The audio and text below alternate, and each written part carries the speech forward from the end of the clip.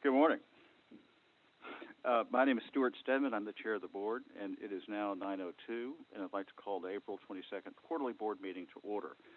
The meeting is held via video conference. Please be aware that although we're meeting via video conference, this meeting is still being broadcast via the internet, and those present in the boardroom may be visible to the public. Before we begin, I'd like to take this opportunity to welcome those joining us via video and ask they observe the following etiquette. Please state your name before you speak, mute your microphone when not speaking, and keep background noise to a minimum.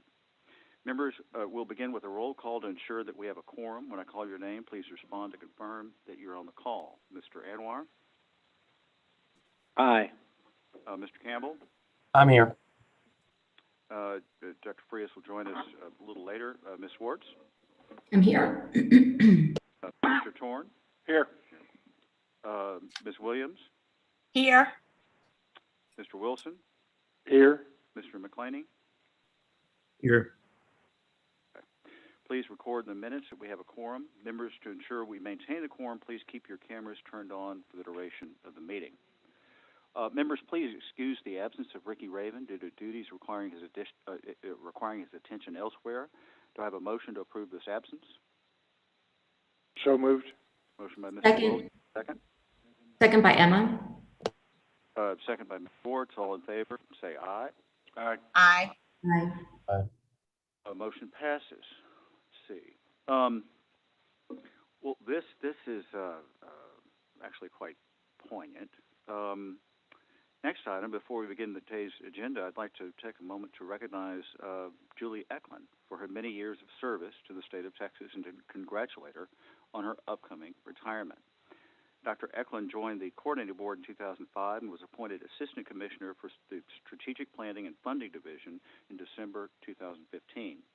Previously, she'd served in several roles in the agency's strategic planning area, including Student Policy Fellow, Program Coordinator, Director of Planning, Deputy Assistant Commissioner. In all of these positions, Dr. Eklund has focused on the areas where higher education data and policy intersect. She's widely known and respected as an expert in Texas higher education and workforce data, a trusted and effective colleague, and a dedicated public servant. Dr. Eklund supervises the work of the Educational Data Center, which is responsible for ensuring accurate and timely institutional data collection. She also has responsibility for 2 data analytics teams, which handle a wide variety of data outputs and activities, including responding to ad hoc requests, supporting the Accountability System and Higher Education Almanac, and managing research and evaluation projects. Dr. Eklund serves as chair of the state's Education Research Center Advisory Board and chairs the agency's data collection and research committees. Prior to joining the coordinating board, she served as a consultant to the Texas Education Agency and held professional positions at the department, now Center of Government Services at Rutgers University and the Office of Admission at Amherst College. Dr. Eklund, or Julie, I cut my teeth in higher education on the coordinating board. I didn't really know much about it since, and you and Dr. Paredes were instrumental in kind of getting me up to speed. So anyway, I really thank you, and I know you'll enjoy a well-deserved retirement. Would you like to say a few words? Thank you. Yes, I really appreciate those kind words.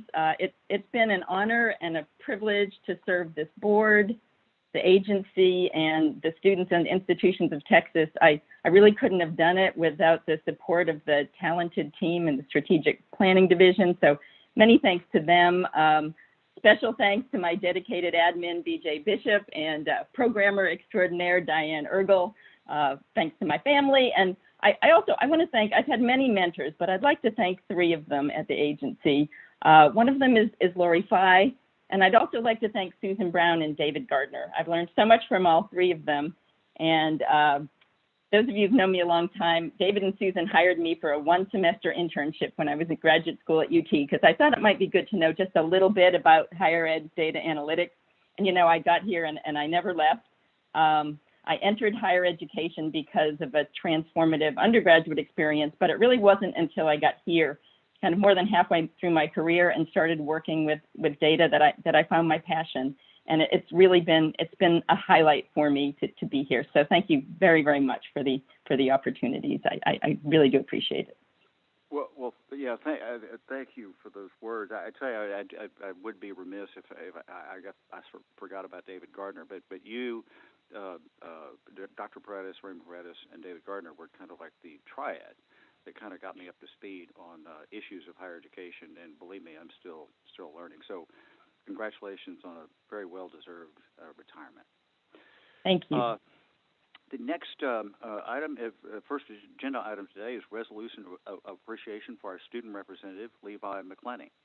Levi, I'd like to read your resolution in full and then invite you to say a few words. Whereas Levi D. Mclenny was appointed the student representative to the board of the Texas Higher Education Coordinating Board by Governor Greg Abbott for a one-year term beginning June 17, 2020. And whereas during his tenure on the board, Mr. Mclenny served as ex officio member of the Agency Operations Committee, Committee on Workforce and Academic Workforce Success, and the Committee on Innovation, Data, and Educational Analytics. And whereas the Coordinating Board values the input, ideas, and feedback from students on higher education policy, particularly those policies that have a direct impact on students. And whereas Mr. Mclenny demonstrated dedication, leadership, and professionalism and provided invaluable support to the board as it confronted the unprecedented challenges presented by the COVID-19 pandemic, participating in numerous virtual meetings. And whereas during his term, Mr. Mclenny made insightful and knowledgeable observations and comments, posed thoughtful questions, and sought clarifications and information on behalf of students across the state.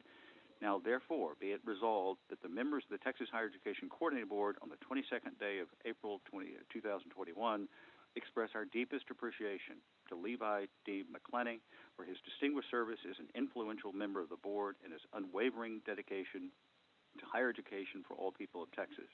And be it further resolved that the resolution be included in the minutes and a copy of the resolution signed by the board members of the Coordinating Board be presented to Levi Mclenny in recognition of the high esteem in which he is held. Levi, it's been a pleasure serving with you. I regret that we were not able to interact more in person, but we had a little interaction and certainly on the phone. Would you like to say a few words? Oh, yeah, sure. I appreciate the opportunity, Mr. Stedman, as well as the rest of the board. Dr. Keller, Mary, and all the supporting staff, and just everybody who's been along this journey with me, just really appreciate the opportunity to be here and be a part of these conversations. It's just actually speaking the other day with Dr. Keller about how don't really come from a background necessarily that would traditionally put me in an advocacy realm of being an engineer and all these other things. And so the opportunity to interact and be a part of the coordinating board and help to serve as a student voice to students is something I'm extremely passionate about, and the opportunity to do it for the coordinating board has been an incredible experience. And you're right, these are unprecedented times, and we had to do things in unprecedented ways. And I think that this board really, from what I saw, adapted well. And Mr. Stedman, that goes to your leadership as well as Dr. Keller's. And so I appreciate the opportunity to be here once again and just to interact with all of you, get to know all of you over the course of the last year. And please, at any point in the future, if there's any questions that arise, anything that comes up, please reach out. I would love to continue to interact and be a member ex officio of this group. Thank you. It was commented yesterday, I think, by Dr. Keller that there are certain fields like mathematics, engineering, a few others, where the employment was almost guaranteed, and there's just not enough. Anyway, somehow I think that Levi might find employment after he gets his PhD in electrical engineering. I don't know. I'm sure job market's kind of tough, Levi. So I sincerely hope so. I think you're in good shape. Okay, so do I have a motion to approve the resolution for Levi Mclenny? So moved. Motion by Mr. Torn. Do I have a second? Second, Donald Williams. Well, second by Mr. Anwar. Members, when I call your name, please state where you're voting for or against. Those in favor say aye. Those opposed say no. Mr. Anwar? Aye. Mr. Campbell? Aye. Dr. Frias is not here yet. Ms. Schwartz? Aye. Mr. Torn? Aye. Ms. Williams? Aye. Mr. Wilson? Aye. Myself, I vote aye. Motion passed. Congratulations, Levi. Let's keep in touch. appreciate it. Thank you all. Okay, so next agenda item is a resolution of appreciation for outgoing board members. Last week, Governor announced that Cody Campbell has been appointed, subject to Senate confirmation, to the Board of Regents at the Texas Tech University System. Cody, I'd like to read a resolution and then invite you to say a few words afterwards. Whereas Cody C. Campbell was appointed to the board of the Texas Higher Education Coordinating Board for a 4-year term by Governor Abbott on November 25, 2019, and whereas during his term on the board, Mr. Campbell served with great distinction as a member of the Committee on Academic and Workforce Success and a member of the Agency Operations Committee, whereas Mr. Campbell has been an important advocate for Texas higher education in the state of Texas, and the Coordinating Board has benefited from his interactions with legislators, educators, nonprofit and business leaders, regents, and trustees in Texas, whereas Mr. Campbell's support of increasing higher education opportunities for Texas students and his commitment to helping make higher education possible for more Texas students will benefit students and generations to come, whereas his tenure on the board was brief, as Governor Abbott has appointed him to the Texas Tech University Board of Regents. Mr. Campbell's leadership has greatly benefited the board, its staff, and all institutions of higher education. And whereas his tenure on the board, also brief, I think that's a repeat, sorry. Whereas Mr. Campbell brought to bear his remarkable achievements in business and athletics by focusing on the Coordinating Board on the importance of creating opportunities for Texas students to succeed in higher education. And whereas Mr. Campbell has earned the respect and gratitude of his colleagues at the Coordinating Board and institutions of higher education for his service and support of the students of Texas and the goals of the state's higher education plan 60 by 30 Texas, and will undoubtedly continue to serve with great honor and distinction as a university system regent. Now, therefore, be it resolved that the members of the Texas Higher Education Coordinating Board on this 22nd day of April 2021 express our deepest gratitude and appreciation to Cody C. Campbell for his distinguished service as an effective member of this board and his resolute dedication to higher education for all people of Texas. And be it further resolved that the resolution be included in the minutes and a copy of the resolution signed by the board members of the Coordinating Board be presented to Cody C. Campbell in recognition of the high esteem in which he is held. Cody, it's been a real pleasure serving with you. Your passion and intelligence, and you are a quick study. That's one of I had early on. But it's really been a pleasure getting to know you, and I hope we stay in touch. Would you like to say a few words? Sure, I appreciate that, and the resolution and everything you said. It's been a pleasure to work with all of you as well, and with the staff, and to get to know everybody. Getting appointed to the Tech Board of Regents is something that I've always wanted, and it's a great honor that university has a lot of personal importance and meaning to me and my family, and so I'm honored to go do that. But I'm disappointed to be leaving you all. You're doing great work, and I've been just so impressed with everyone in Harrison, just such nice people. And it's been a disappointment to me that through COVID, we haven't gotten to spend as much time together and maybe get to know each other as much, but just some great folks here. And I'm going to miss you and wish you the best. And, anything I can ever do for anyone, please feel free to reach out, or anything I can do for the board. I'm always happy to do it. So thank you very much. And again, it's been a true pleasure. Thank you, Cody. And all those maps in the background proprietary? I've been kind of trying to take note. Yeah, I thought about it. I might need to take those things down. Somebody could kind of extract some secrets from them. But this is they are public proprietary. broadcast across the state, right? So, Yeah, that's right. I'm sure landmen are taking notice of your land position. But anyway, thank you, Cody. I very much appreciate it. Do I have a motion to approve the resolution for Cody Campbell? So moved, So Donna moved. Williams. Motion by Mr. Torn, second by Ms. Williams. Members, when I call your name, please state whether you're voting for or against. Those in favor say aye. Those opposed say no. Mr. Anwar? Aye. Ms. Swartz? Aye. Mr. Torn? Aye. Ms. Williams? Aye. Mr. Wilson? Aye. And I certainly vote aye. The motion passes. Congratulations, Cody, and good luck.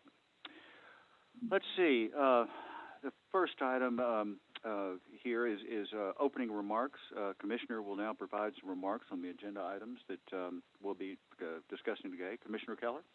Thank you, Mr. Chairman. Thank you, members. There's several items on the agenda today that I'm excited to share with you and discuss. So as you all heard yesterday during our committee meetings, it's very busy time at the agency and in the legislative session. So legislative session is really getting in into the kind of the heat of the session. The House is actually debating its version of the state appropriations bill today.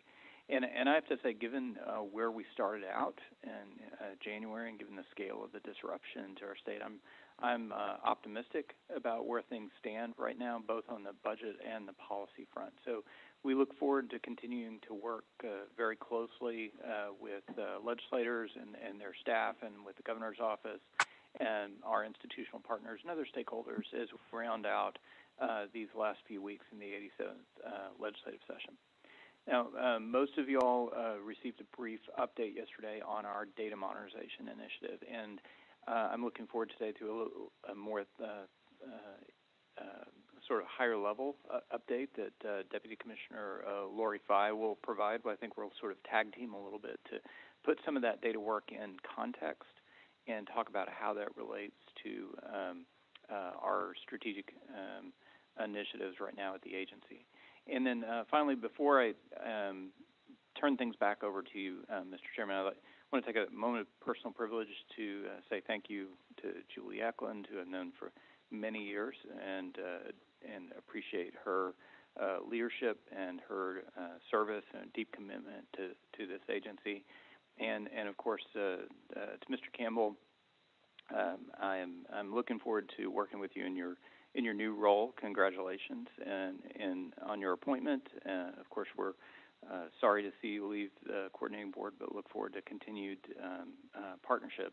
But to you, Mr. Chairman, I'm deeply appreciative of your leadership, your partnership. Of course, you hired me and shepherded that process. But it's really been I think a fruitful and very rewarding partnership for me. I'm going to miss you. So thank you. Thank you. Anyway,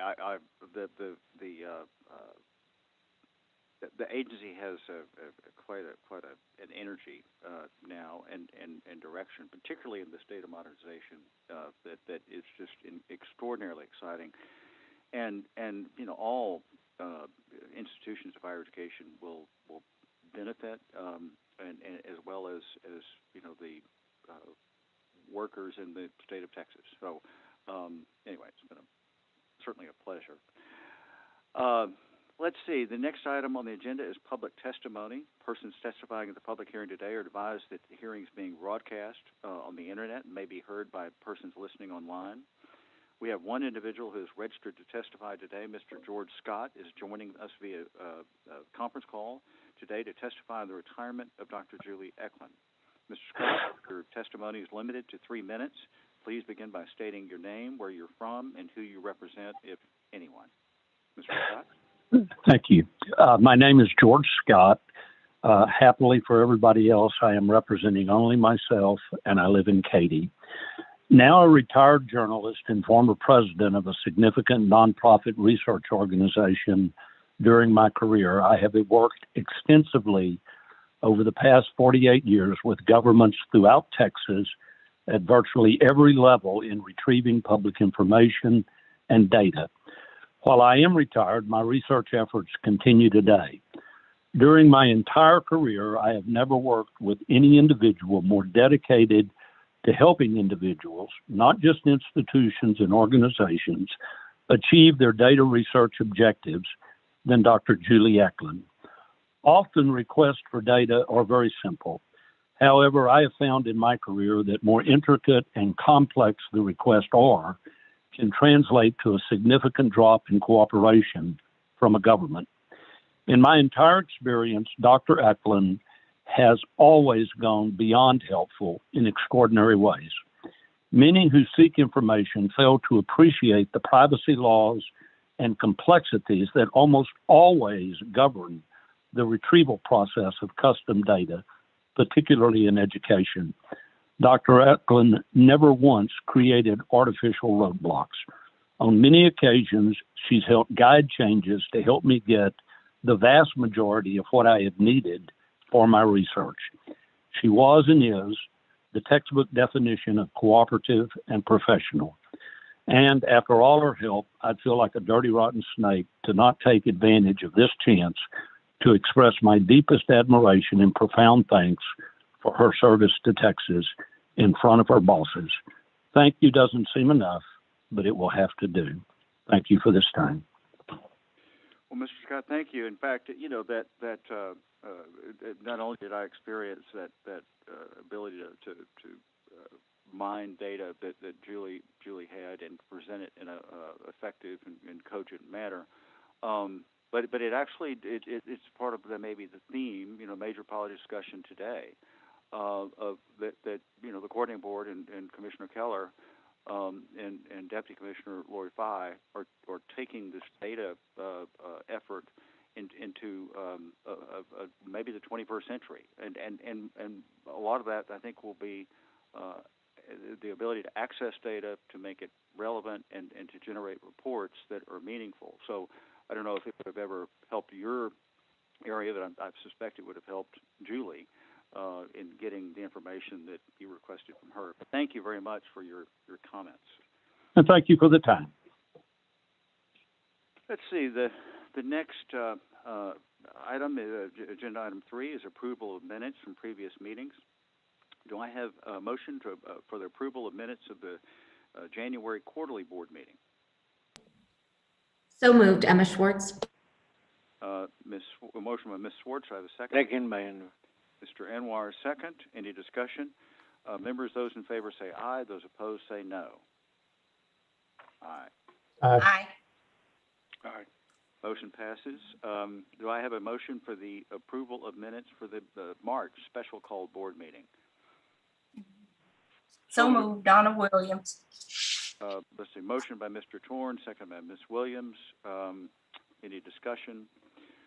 Members, those in favor say aye. Those opposed say no. Aye.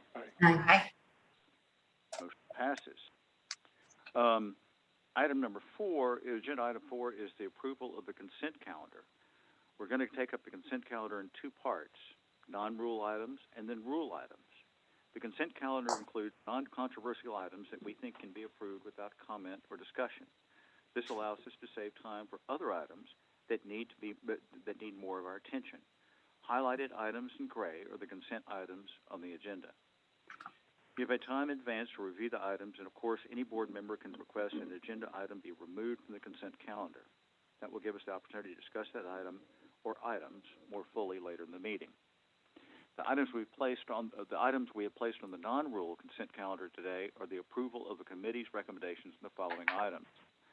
7B, consideration of adopting the recommendation relating to the annual report about the financial condition of the state's community college districts. HB 186 Legislature, regular session, Rider 12, 3-219. 7C, review of the facilities projects that were submitted to the coordinating board pursuant to Texas Education Code 61, Section 61.0572 and Section 61.058. 9G, consideration of adopting the appointment of members to the Advisory Council on the Post-Secondary Education for Persons with Intellectual and Development Disabilities. 10B, reports on grants and contracts. Members, are there any other agenda items that anyone wants to remove or add to the non-rule consent calendar? Hearing none, do I have a motion for approval of the non-rule consent calendar? Aye. A motion by Mr. Anwar. I need a second. I'll second. Cody Campbell. Second by Mr. Torn. Members, when I call your name, please state whether you're voting for or against. Those in favor say aye. Those opposed say no. Mr. Anwar. Aye. Mr. Campbell. Aye. Ms. Schwartz. Aye. Mr. Torn. Aye. Ms. Williams.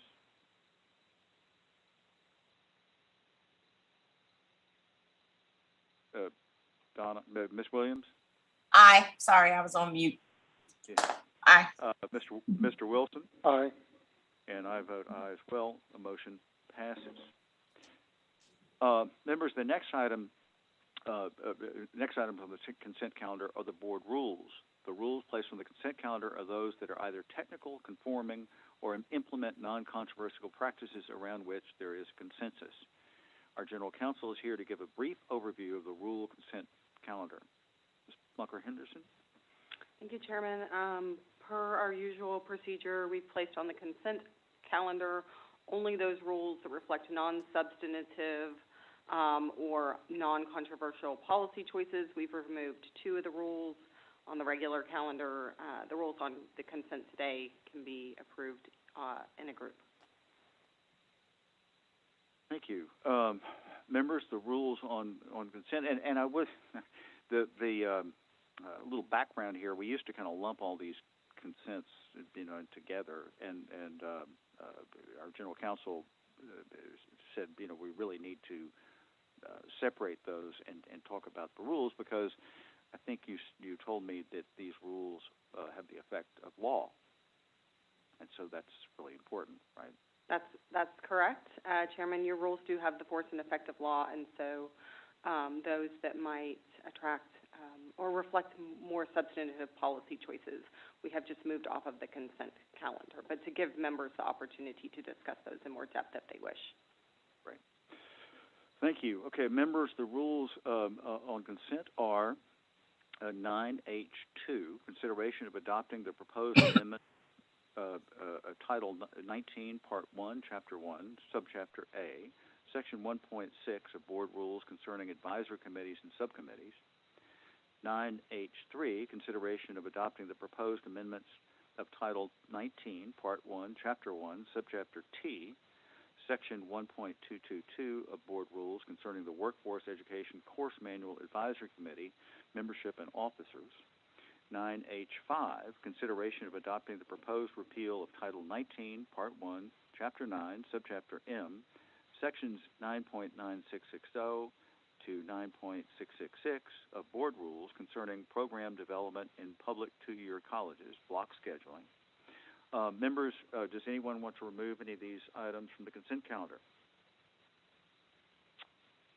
Hearing no comment, do I have a motion to approve the rule consent calendar?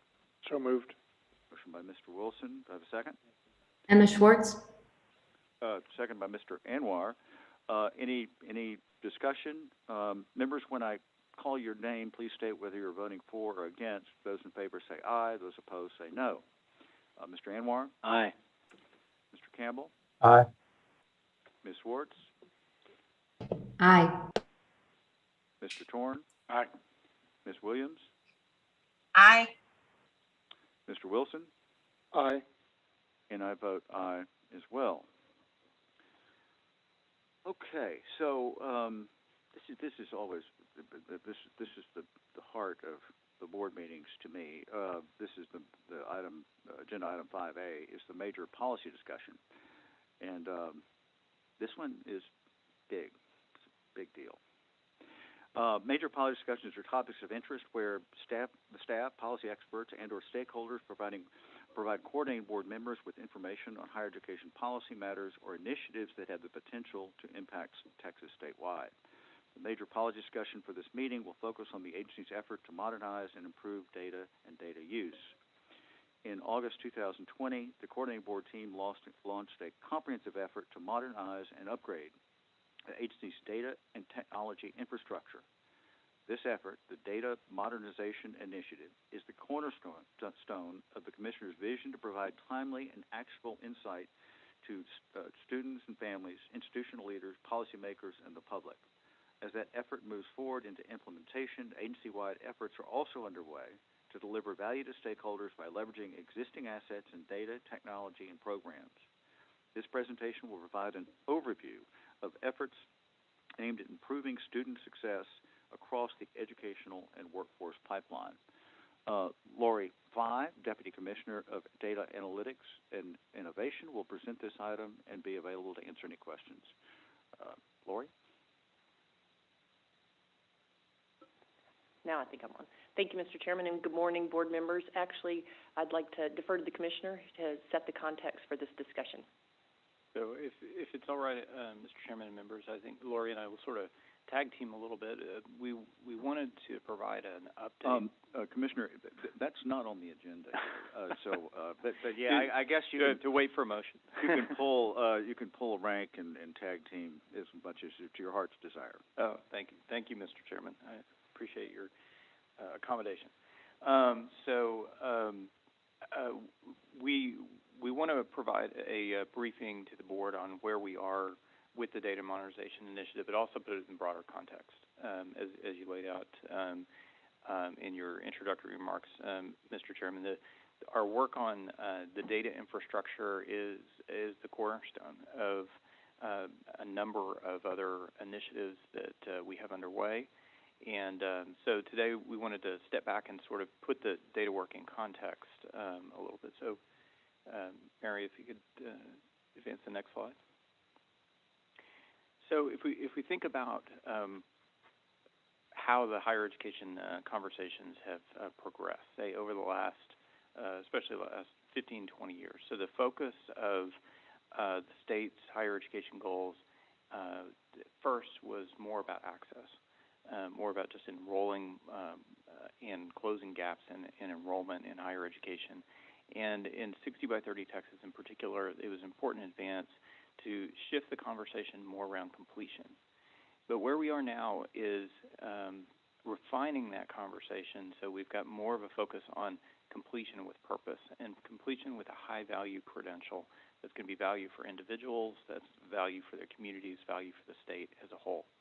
So as we're working to position Texas to be able to be competitive now and into the future, our work on data is going to be absolutely essential for understanding the kinds of disruptions that are underway in the economy, understand how do we bridge the gap between the kinds of skills that many folks have who've lost jobs and the kinds of skills that good jobs are going to require. And also understand how we can better engage individuals, folks within institutions, in academic affairs, or folks running student success programs, institutional leaders and policymakers to help them make better, more informed decisions. So, Mary, next slide. How we use our data is really going to be at the core of these initiatives. So we've got sort of three main areas of work. So initiatives that are focused around students and families to make more transparent what the pathways are to high-value credentials. For institutions to be able to provide them more actionable data about what's happening with students and what's happening with their programs. So from before students ever matriculate into their programs to what kind of progress they're making while they're enrolled in the institution, how they're transitioning into the workforce, and what career trajectories and workforce needs look like over time.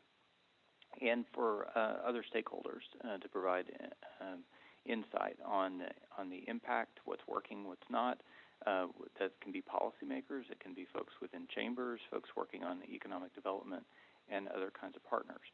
So data and the technology tools that are powered by data are going to be powerful enablers to help us accelerate student success and expand opportunities across the pipeline. But again, I want to emphasize this broader context because as much as I love data, we don't just want to have a robust data infrastructure. We don't want to just put beautiful tools and charts out there. It needs to be designed with a focus on the needs of that end user, whether we're talking about students and their families, folks within institutions, or other kinds of stakeholders. So, and next slide, Mary. And Laura, do you want to jump in and talk about some of the scope of some of our initiatives now? Yes, thank you, sir. As you can tell, the platform is a really important component, right? But it's not a means in and of itself, as the commissioner is saying.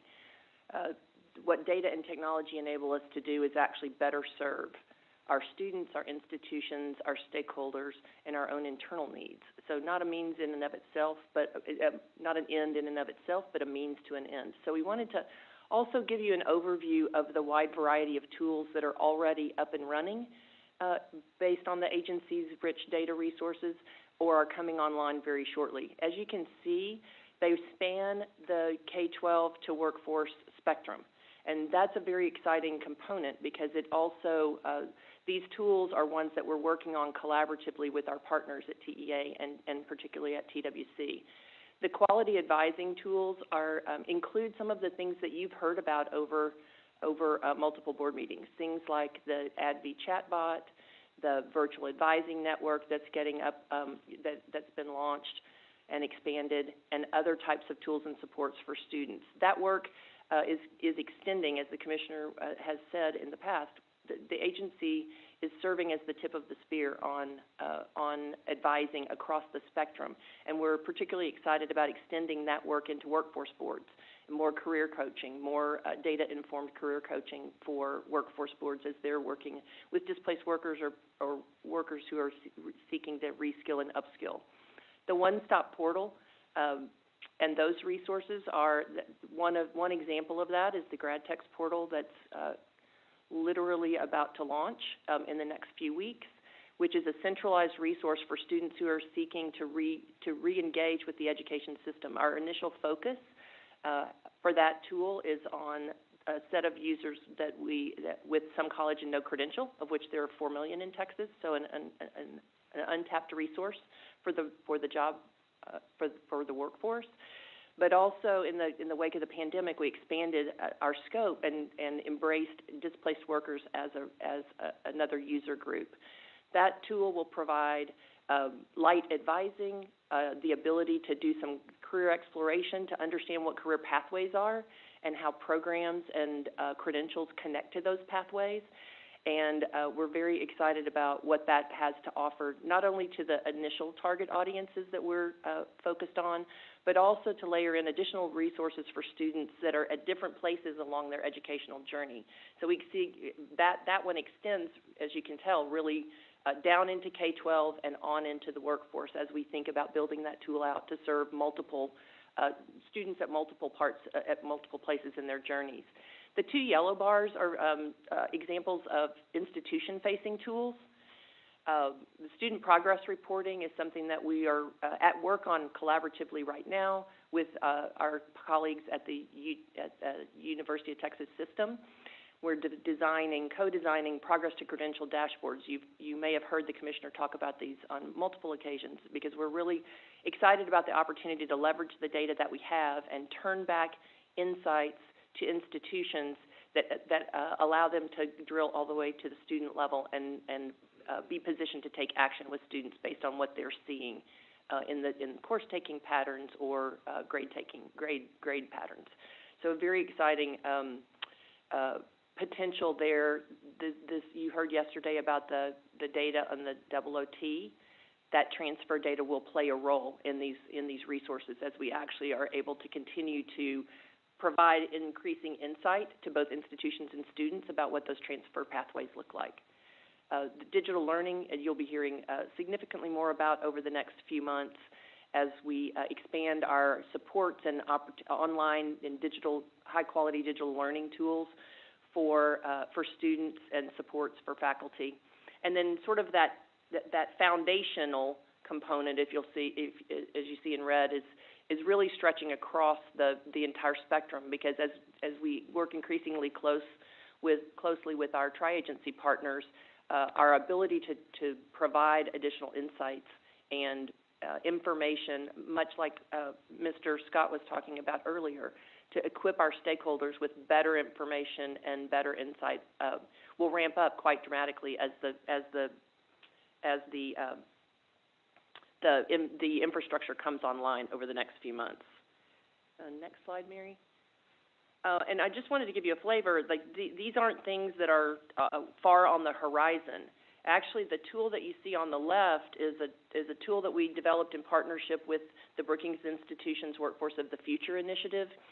We quickly were able to put that together and put it online in support of institutions who were working to prepare their responses to the Texas Reskilling Support Fund, RFA, which is one of the components that's funded by the GEAR dollars that the legislative leadership in the governor's office allocated to higher education. So something that provides institutions the ability to look at in their area, what are the growing jobs, where is the demand, what are the quality of those jobs based on how not only the starting wage but the pathway, the career pathway that job might put an individual on. And we're particularly excited right now to be developing a student-facing version of this information that will be integrated into the GradTex portal that I was just talking about. So those dots are like different majors and stuff? That component, there are several graphs in the tool. That one in particular is looking at jobs and historical and projected growth, and then also giving you the dots, both the color and the size are giving you a sense for whether those are growing or declining fields.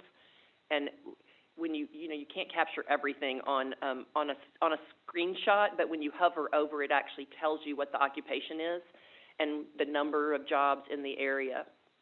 So a lot of rich information pulled together from a variety of sources, our own data, TWC data, as well as labor market intelligence provided by third-party providers. So a very rich data set and really insightful analysis that allows you at a glance to take in a lot of information about what's happening in your local area with jobs. Put you on the spot? I believe that's your prerogative, Mr. Chairman. What's the one way over to the right? I mean, the historical and projected is. Oh, I'll have to get back to you on that because I didn't commit this one to memory. Yeah. But the outliers are definitely interesting, and it sometimes the data, as you likely know, sometimes confirms what we know, and sometimes it challenges what we think we know about what's in demand and what the trajectories are for folks. So putting that information into the hands of institutions, our experience in doing that was that somewhere north of 60% of the respondents actually used this tool to help inform the way that they put their RFP together and the programs and credentials that they highlighted and focused on for support with the RFP with the reskilling fund dollars. Well, if I was going to speculate, I think that's a PhD in electrical engineering, which Levi is going to get soon. So I'm sure Mr. Mclenny hopes that that's the case. The tool on the right is actually a working prototype of a tool being developed at UT Austin called Map My Path, and that's one we're particularly excited about. It is we will be taking delivery later in the fall of a working prototype of this tool, and it's a commission. I know I won't do this tool justice because it's something the commissioners had been deeply engaged in the design and development of, but it's a student-facing tool to allow students to understand really what's the coursework pathway to a credential. And this is one of the tools that is particularly is aimed at utilizing new reporting that will be coming from institutions this fall on recommended course sequences. So the ability for a student to quickly see, compare what they've already accumulated in terms of credits and what the distance is between where they are and the credential that they seek at a given institution. So Commissioners, one example might be, so we had a conversation about the report on transfer credits yesterday, and we see that oftentimes courses aren't transferring because students get D's or F's in the courses, but then there are also students taking courses that don't fit into their degree program. So it's not straightforward for students to be able to figure out, should I take this dual credit course or that dual credit course, this AP course or not, or even students who start at a community college who might not know where they're going to transfer. To figure out what are the courses that are going to have sort of the highest exchange value, and so the idea is to leverage the data from the institutions on recommended sequences of courses. So we're working with the institutions so that we'll have for every degree and certificate program in the state at least one recommended sequence of courses, and then for the student so they can compare and query what those recommended sequences might be. So I might be at Austin Community College, not sure, am I going to transfer to Texas State or A&M or UTSA, where I could put different programs side by side and have a sense of what courses I might want to take that are going to help me optimize my pathways. So that the question that came up yesterday about college algebra, for example, a lot of students might not be aware that college algebra may satisfy a core math requirement, but if they're going to be a STEM major, it doesn't really get them down the road to a more timely completion, whereas like a statistics course, depending on their pathway, might be a more efficient, more optimal choice for them. Right now, that information's hard to get at, and it's hard to get at for students, it's hard to get at for advisors. So we're very enthusiastic about being able to provide this kind of information to students and advisors. And again, just a reminder, so for the Governor's Tri-Agency Workforce Initiative, our agency is leading the work on educational and workforce data infrastructure and on student advising. And as Lori discussed, there are close relationships across those two strands of work. When say for this transfer tool, which is really powerful, how do you imagine it branded? Is this going to be distributed to like Houston Community College and they put their logo on it, or is this going to have the coordinating board, the Mighty Citizen, logo, whatever? So right now the tool is called Map My Path right now. So what we envision is that, as we're doing with grad techs, is that you sort of drive traffic towards a single intake portal where students can explore different options available. They can sort of favorite the programs that they're especially interested in. They could access the transfer tool and explore what the pathways would look like, and then share that information with advisors or in some cases with institutions that they're interested in, for the institution to do a warm handoff. So so the idea is to curate different kinds of tools for students tailored to their needs under one umbrella, but working in partnership with the institution. So we're not counting on students to Google around, find the right web page at San Jacinto College or the right web page at University of Houston, so they could figure out what the course requirements would be and spend hours mapping that out. But within a few minutes, they'd be able to see what the options are that are available. They'd be able to see which programs might be a better fit for them, and even share their information with those institutions. So then Sanjac or University of Houston can do the follow-up. So we want to make it easy for students to understand the opportunities available to them and help engineer that warm handoff. Yeah, that's fantastic. So really the answer is it's really going to be a coordinating board type, site or tool, which I think is certainly appropriate. And really, Texas Higher Education as the brand, So it's where we've talked before about. Right now, one of the things that holds us back is even when institutions have invested a lot in advising tools and in high-quality advising, it tends to be siloed within institutions. So before you're affiliated with an institution, or if you're taking courses across multiple institutions, then you don't generally have access to those same kinds of advising resources. So that ends up being an area where students who are fortunate enough to have better advising, or they're fortunate enough to stumble into the right web page, are going to make better choices. We want to reset that baseline for all students, and as Lori mentions, across the pipeline. So when students are in middle school, high school, whether they're current college students or even adults, so they can understand here's what the opportunities are, here's the line of sight, not just to a credential but to a good job. And it can help them make better choices about individual courses and programs. So how are you going to create awareness and drive people to the site? So there's two avenues we're exploring right now, and a third that we're especially interested in working on. So the two that we've been especially focused on to date are there will be some coordinated marketing. So with help from philanthropy, we were able to work with Edelman to design a marketing campaign that can be customized for different communities, different regions, and for different populations.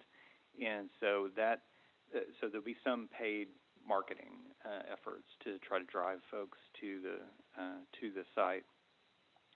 Even more importantly, now this shift of Texas On-Course to the coordinating board, I can't overstate how important that's going to be in the decision of the board to absorb Texas On-Course into the agency is going to be very important. So we have nearly 17,000 college and career advisors from middle schools and high schools across Texas, and they advise more than 95% of our secondary students across Texas.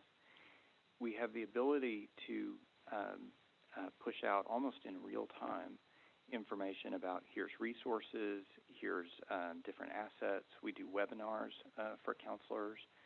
We push out training modules to counselors. And the cycle for development of training modules now in On-Course is about 4 months. So over the next few months, we'll be able to push out training directly to counselors with links and webinars about here's new tools that are available and resources to serve your students. Now, I think what's on the horizon, and we've been discussing with some of the chambers, is direct employer partnerships.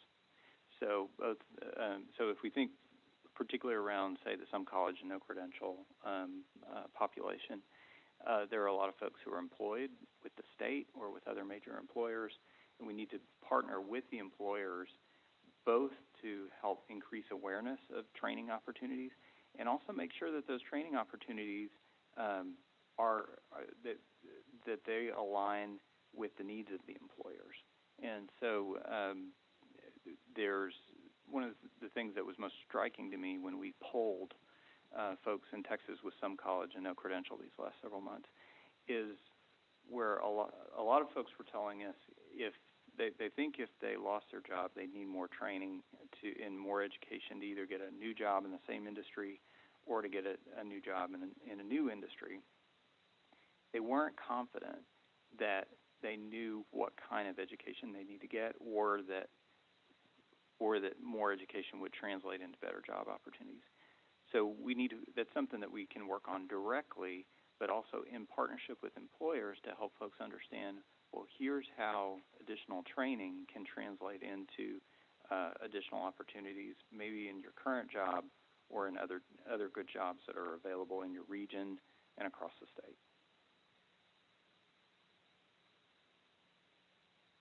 Other questions? So as you can see, this is an area that's interwoven. The data and technology infrastructure is woven into the fabric of the programs that we're developing and the vision that we're developing for impact and delivering value to students and across our stakeholder spectrum. But what the other thing we wanted to emphasize is we're not waiting for the data infrastructure to come online in order to power these tools. So we are in parallel development, both on the infrastructure, which is the back end, if you will, and in user-centered and user-facing tools and services so that we're delivering value as quickly as possible. And next slide, Mary, please. There are a couple of reasons that we've been able to move as quickly as we have. One, clear one, is the Commissioner's very clear vision about the role that data and technology can play in accelerating innovation and accelerating value for our stakeholders. A couple of others, though, is our ability to actually leverage both public and private funds and in service of these efforts. So this is just a quick reminder of the ways in which we have allocated the GEAR funds that were invested in higher education thanks to the governor's leadership and legislative leadership's decision. The bulk of that money, as you know, has gone directly to students. But the foundation, the Texas Higher Education Foundation, has also played a really important role in complementing those public funds with some additional flexible resources for our institutions. Same is true on the data modernization front. In particular, there are a couple of things, as we've talked yesterday, there are a couple of things I want to call your attention to. One, we recognize that data modernization has three legs to that stool. So data governance is a really important component, and that's an area where we are going to be increasingly working with our tri-agency partners, which is very exciting. The other thing I wanted to emphasize is and this is underscore that the Commissioner said, is that we've got a number of strategic partnerships. We're seeking to work very closely with our institution partners, of course, as we develop these tools and talk about new reporting that might be of value to them. But we also have some very exciting partnerships underway that will give us some new insight. One of those is a machine learning project that we're undertaking with Dr. Karen Wilcox at UT Austin to really understand, based on the entirety of our data, what are student transfer pathways looking like, and where are the pain points, where are the most obvious obstacles, and how can we start to turn attention to those. Those are really breakthrough types of analyses for the agency that will give us increasingly better insight into how to target our own program and policy approaches, as well as how to inform our institutions about the kinds of things that they can be zeroing in on. And I would say the other thing about the approach that we're taking is we're really seeking, you heard the Commissioner say this a minute ago, seeking to reset the baseline. Our institutions across the state have a wide variety of internal capabilities. In many of our institutions, the institutional research shop, which is typically the place where a lot of this analysis would happen, is one person or 1.5 people, and they've got a whole variety of responsibilities. So the ability for the agency to put a set of tools out that are available to all of our institutions to take advantage of, that give them better insight on what's happening with the students that they have enrolled, with the students who are transferring to them, positions our institutions, regardless of their size, to be able to be more effective in working with students and helping them find those efficient pathways to completion and connections into the workforce that are meaningful over time. See, anything else you wanted to add on this front, Commissioner? No, just again, wanted to underline Lori's point that we have a ton of work on multiple fronts, and I know as we give briefings on here's what's going on with data infrastructure, or here's what's going on advising, or on Texas On Course, we have so many balls in the air that it's easy to sort of lose sight of this larger direction, which is really important for the state. It's really historic change in how we think about and leverage our data, and that would not be possible with our philanthropy partnerships. But of course, it wouldn't be possible without the support and leadership of the coordinating board. And so, just to put a marker down that I'm enthusiastic, excited about where we are. Frankly, I think we're a year ahead of where we might have hoped to be because of the commitment of these funds, because of strong support from our philanthropy partners and the board and our state leaders. Yeah, what's amazing, and I have a little bit of an historical perspective. Actually, a former state rep that was involved in higher education told me the other night, the coordinating board's data and the stuff that they would present was always like 2 or 3 years old. And so it's like, what can legislators do with that information? Commissioner Laura, you're talking about something that's sort of almost real time. Pretty recent stuff. And as an example, one thing that you didn't mention specifically, although there's this it's a huge project at multiple levels, as Commissioner described. So I was heartened by the community college 4-year graduation rate graph that we saw yesterday. But that stuff will be there and accessible real time, right? And that's because that's real important. Performance and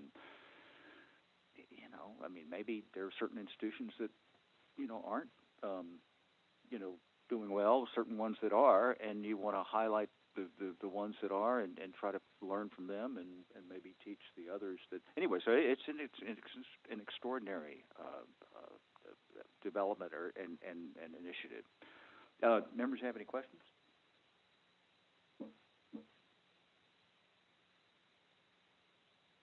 Thank you. No, just a comment that it's great work and keep it up, because the sooner the better. And I know there's you're moving a lot of balls forward at the same time, but it really is going to be exciting. We appreciate the board's support and the support of legislative leadership, and the proof is in the pudding, so we intend to deliver. Good. Well, yeah, I suspect you got to change the major policy discussions, just sort of to make things kind of interesting from time to time. But I suspect you'll have this as a standard agenda item going forward. Well, I'm sure we'll need to provide regular updates just on the progress on the data modernization initiative in general, but on the several different aspects connect with the priorities that the board has identified and that we're zeroing in on. Okay, our next section is matters relating to the full board. Agenda item 6A is acceptance of gifts and donations to the board.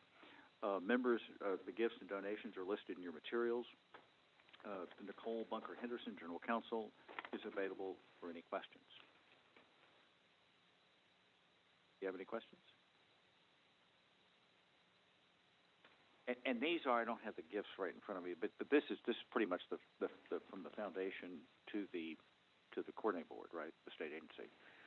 Yes, Chairman and members. The list includes the funding source, which we identify where the foundation obtained the funds for the gifts and donations that they give to the board, and then what the gift or donation is. So usually these, in this case, are in the form of contracts that the foundation enters into as the contracting party and then donates the services. So as Ms. Fye mentioned, a lot of the work that is being done at the Agency on Data Modernization is funded through a contract that the foundation has procured and given those services to the agency. So this just requires the board to approve those formally. Okay. So basically they're all contracts for services that they're donating their services or a portion thereof. Is that? That's correct. I was going to ask where what they thought they were funding, or where it came from, or the idea for them to donate money, but well, that's good. Yes, so that's the foundation has been able to provide very generous resources to the agency, and they take on the laboring oar of doing the contracting, and then we can receive those services as gifts if you accept them. I have just a question and clarification. What's the funding source and the donor? Is the Texas Higher Education Foundation soliciting these grants from the funding source and then giving them to the coordinating board? Is that kind of how it works? That's correct, Ms. Schwartz. So the foundation has a variety of funders from which they solicit and obtain grants. Most of those are other public nonprofit entities. But just for the purpose of transparency, even though the agency is accepting the benefit of the services from the foundation directly, we do go ahead and just put that additional transparency so the board members can see where the original source of the funds to the foundation came from. Okay, thank you. Yeah, the essence, right, is that not only do certain foundations have policies against giving to a state agency or certain donors, but then it doesn't satisfy the charitable requirements, right? In other words, giving to the foundation enables these donors to meet their, if there's a foundation, their annual requirement to give. Is that right? Chairman, I don't know that I could speak authoritatively to that aspect, but I do think the foundation is careful and the donors are careful to ensure that they're meeting the legal requirements of grants that they solicit and pass through over to the agency. So the funding source is where the money's coming from. right? So, Yes, sir. so they're the ones, funding it, the gift or donation, those names, they're just funding those contracts, for us. Is that the, Yes, sir. the So, contractor's not donating their services, someone else is sponsoring their services, is that, how should we just? yes, sir. So the vendors are receiving payment, right? So Right. they're in a business transaction, but the foundation obtains those funds, and then the from these, what's listed as the funding source, and then the foundation ensures that it is meeting all of the requirements for the receipt and expenditure of that funds by disclosing that it would fund, the contract with A&M consultants, for example, to provide consultation. So the funding source is who we really should thank, I assume. I think that's fair. That's fair. I think the funder is very generous in providing the grants, and then the foundation. The foundation is, they are also responsible for soliciting that and making those decisions about which contracts to enter and what services to give to the agency. Thank you. Yes, sir. Yeah, it's a huge asset to the agency, clearly, in higher education. Okay, well, if there are no other questions, do I have a motion to approve and accept the gifts of the donations as listed? So moved. Motion by Mr. Wilson. A second? I'll second Emma Schwartz. Second by Ms. Schwartz. Anyway, members, when I call your name, please state whether you're voting for or against. Those in favor say aye. Those opposed say no. Mr. Anwar? Aye. Mr. Campbell? Aye. Dr. Frias? Ms. Schwartz? Aye. Mr. Thorne? Aye. Ms. Williams? Aye. Mr. Wilson? Aye. And I vote aye as well. The motion passes. Agenda item 6B is a 60 by 30 Texas revision, update, discussion, and possible action on process for ongoing revision of the plan. Melissa Henderson, Associate Commissioner, will provide this overview and be available for questions. Melissa? Good morning. Thank you, Chairman and board members. Next slide. As you know, the current 60 by 30 Texas plan includes 4 goals around post-secondary attainment of our 25 to 34-year-old population, credential completion, marketable skills, and student debt. Next slide. Last fall, we launched a joint effort between the Coordinating Board and the Texas Higher Education Foundation to revise and refine the state's 60 by 30 Texas plan to better incorporate 4 key dimensions: leveraging and accelerating innovation to drive new discoveries, economic development, and prosperity for our regions and state; expanding our focus to include more attention to the needs of adult learners, especially for Texans who need to reskill and upskill; prioritizing high-value credentials that align with current and future job opportunities; and ensuring that all Texans have equitable access to the information and resources they need so all Texans can participate in, contribute to, and benefit from our economic recovery. The need to examine these areas more deeply was apparent before the pandemic, and that need has only been made more urgent and more apparent in the months since it first took hold.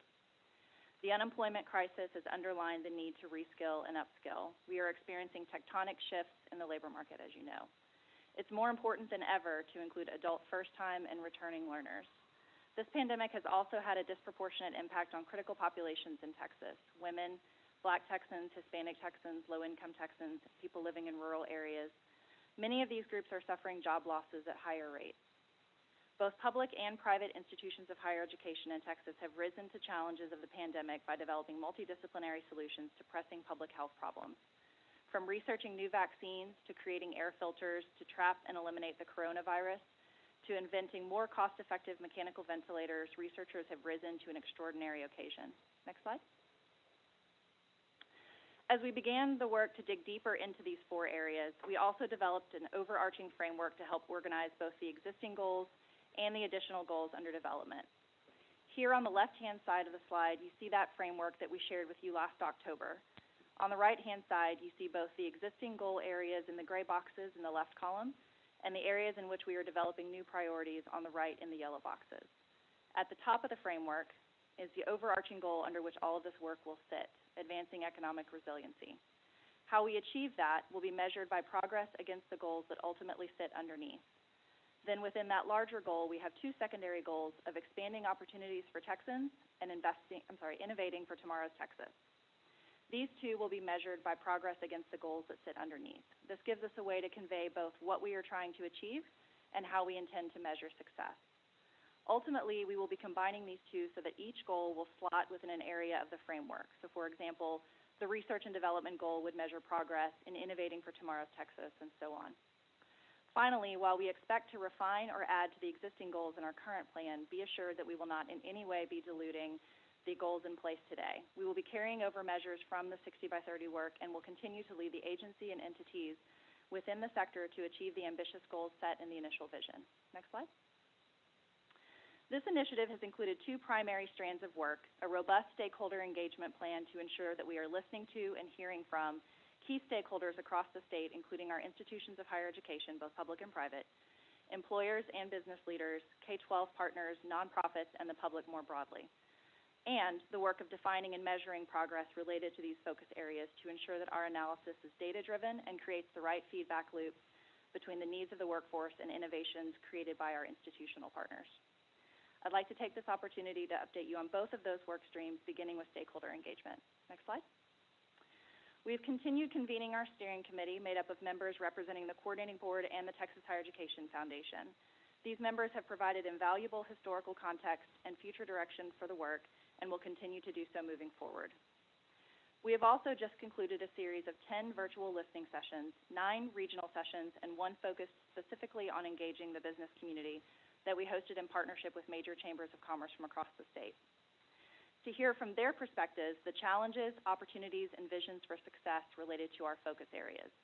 For each of the regional sessions, we partnered with a community college and a university in that region, representing each university system and diverse in size and mission, to co-host the session with us and to help identify from their communities the right invitees across several sectors, local leaders from K-12, business, nonprofits, philanthropy, and others. The presidents of each of these institutions joined the commissioner in giving opening remarks, and the presidents of all institutions, both public and private, in that region were invited to attend a pre-session with the commissioner to engage directly with him in a discussion about this work and these 4 focus areas. We're grateful for the partnership of our co-hosting institutions and all of the institutions, 2-year and 4-year, public and private, that engaged with us throughout the listening tour, and we look forward to continuing to work in close collaboration with them moving forward. Across these sessions, we had over 500 people attend, with roughly half coming from the education sector and half from business, nonprofit, and other sectors. Overall, around 20% of our regional session participants came from the business community, and the Central Texas session was both the largest overall and the most sector diverse. We also included a couple of quotes here from some of our participants that highlight a theme we saw across the sessions, which is that people were very appreciative of both being engaged in the discussion and being engaged across sectors. Next slide. You see here some of the high-level takeaways across all sessions and all topics. There are clear themes around the need and desire for stronger communication and collaboration among the education and business sectors, the need for specific support such as broadband access, flexible schedules, and wraparound supports as we think about our adult learners in particular across the state. Another theme that emerged, and I think picks up our last conversation, particularly in the context of identifying and prioritizing high-value credentials, is the need to address data infrastructure to, 1, allow better tracking of students into the workforce, and 2, understand the landscape of credentials in the field. Next slide. Looking ahead, we will be inviting the listening session participants and others to join us for a virtual spring summit, and I use the word spring loosely. We anticipate it being in early June, to share key themes that have emerged from the listening sessions, engage a panel of experts in a discussion around how we best work together across education and industry to build a talent-strong Texas, and hear directly from students about their experiences. We will also engage our education and employer partners in more targeted feedback opportunities as we continue building out the metrics in these various areas and provide opportunities for public comment. Next slide. Alongside this work to hear from, learn from, and share learnings with our partners and key stakeholders is the work to define success in these various areas and how we measure it. To do that, we are looking to our own data, research and best practices from across the nation, and experts in this space to help inform our thinking. For example, around high-value credentials, we are examining research about the economic value of the credential over a graduate's career, including existing definitions of high-value credential, and strategies to align institutional offerings to workforce demands. We are also exploring what tools currently exist to identify high-demand jobs and the skills and credentials aligned to those jobs, as well as what tools currently exist to identify the kinds of degrees and credentials institutions are able to offer.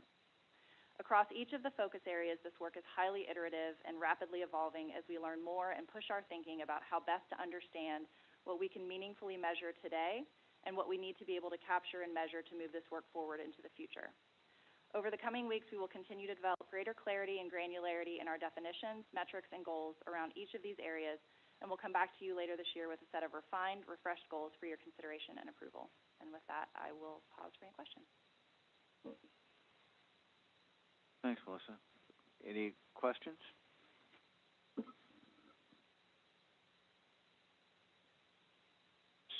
So, what is so your timeline? Say it again. I mean, it's kind of July. I saw on one slide. We have been working toward being able to come back to you with more information in July. Of course, as you can imagine. And as I said, this work is highly iterative. I think particularly as we think about what can we measure today and what do we want to be able to capture and measure moving forward. We want to make sure that we are able to capture the information that is meaningful for both students and institutions. And we recognize that that's going to continue to evolve as we move forward. Commissioner, did you want to add to that? Just to weigh in that, of course, highly dynamic environment on multiple fronts, particularly now with the legislature in session. And so we're committed to moving with due speed on the work to refine the goals.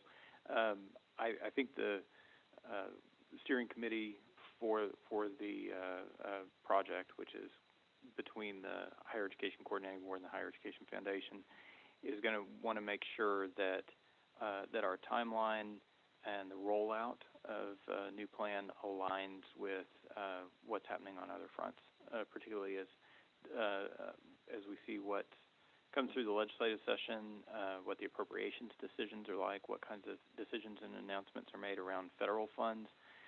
We want to make sure that all of this is in sync and is all aligned appropriately. So that we have our goals, what we're doing with data, what we're doing with the strategic investments, all well aligned. I guess I have a sort of more concrete question. So what does the rollout look like? Is it banners, a band, a big, party? Is it something subtle? Is it like what do you whenever that happens, whenever all that stuff is aligned, what happens? So I didn't picture a band and involved. Now, if a university regent's offering up a marching band, we wouldn't turn it down, I'm sure. But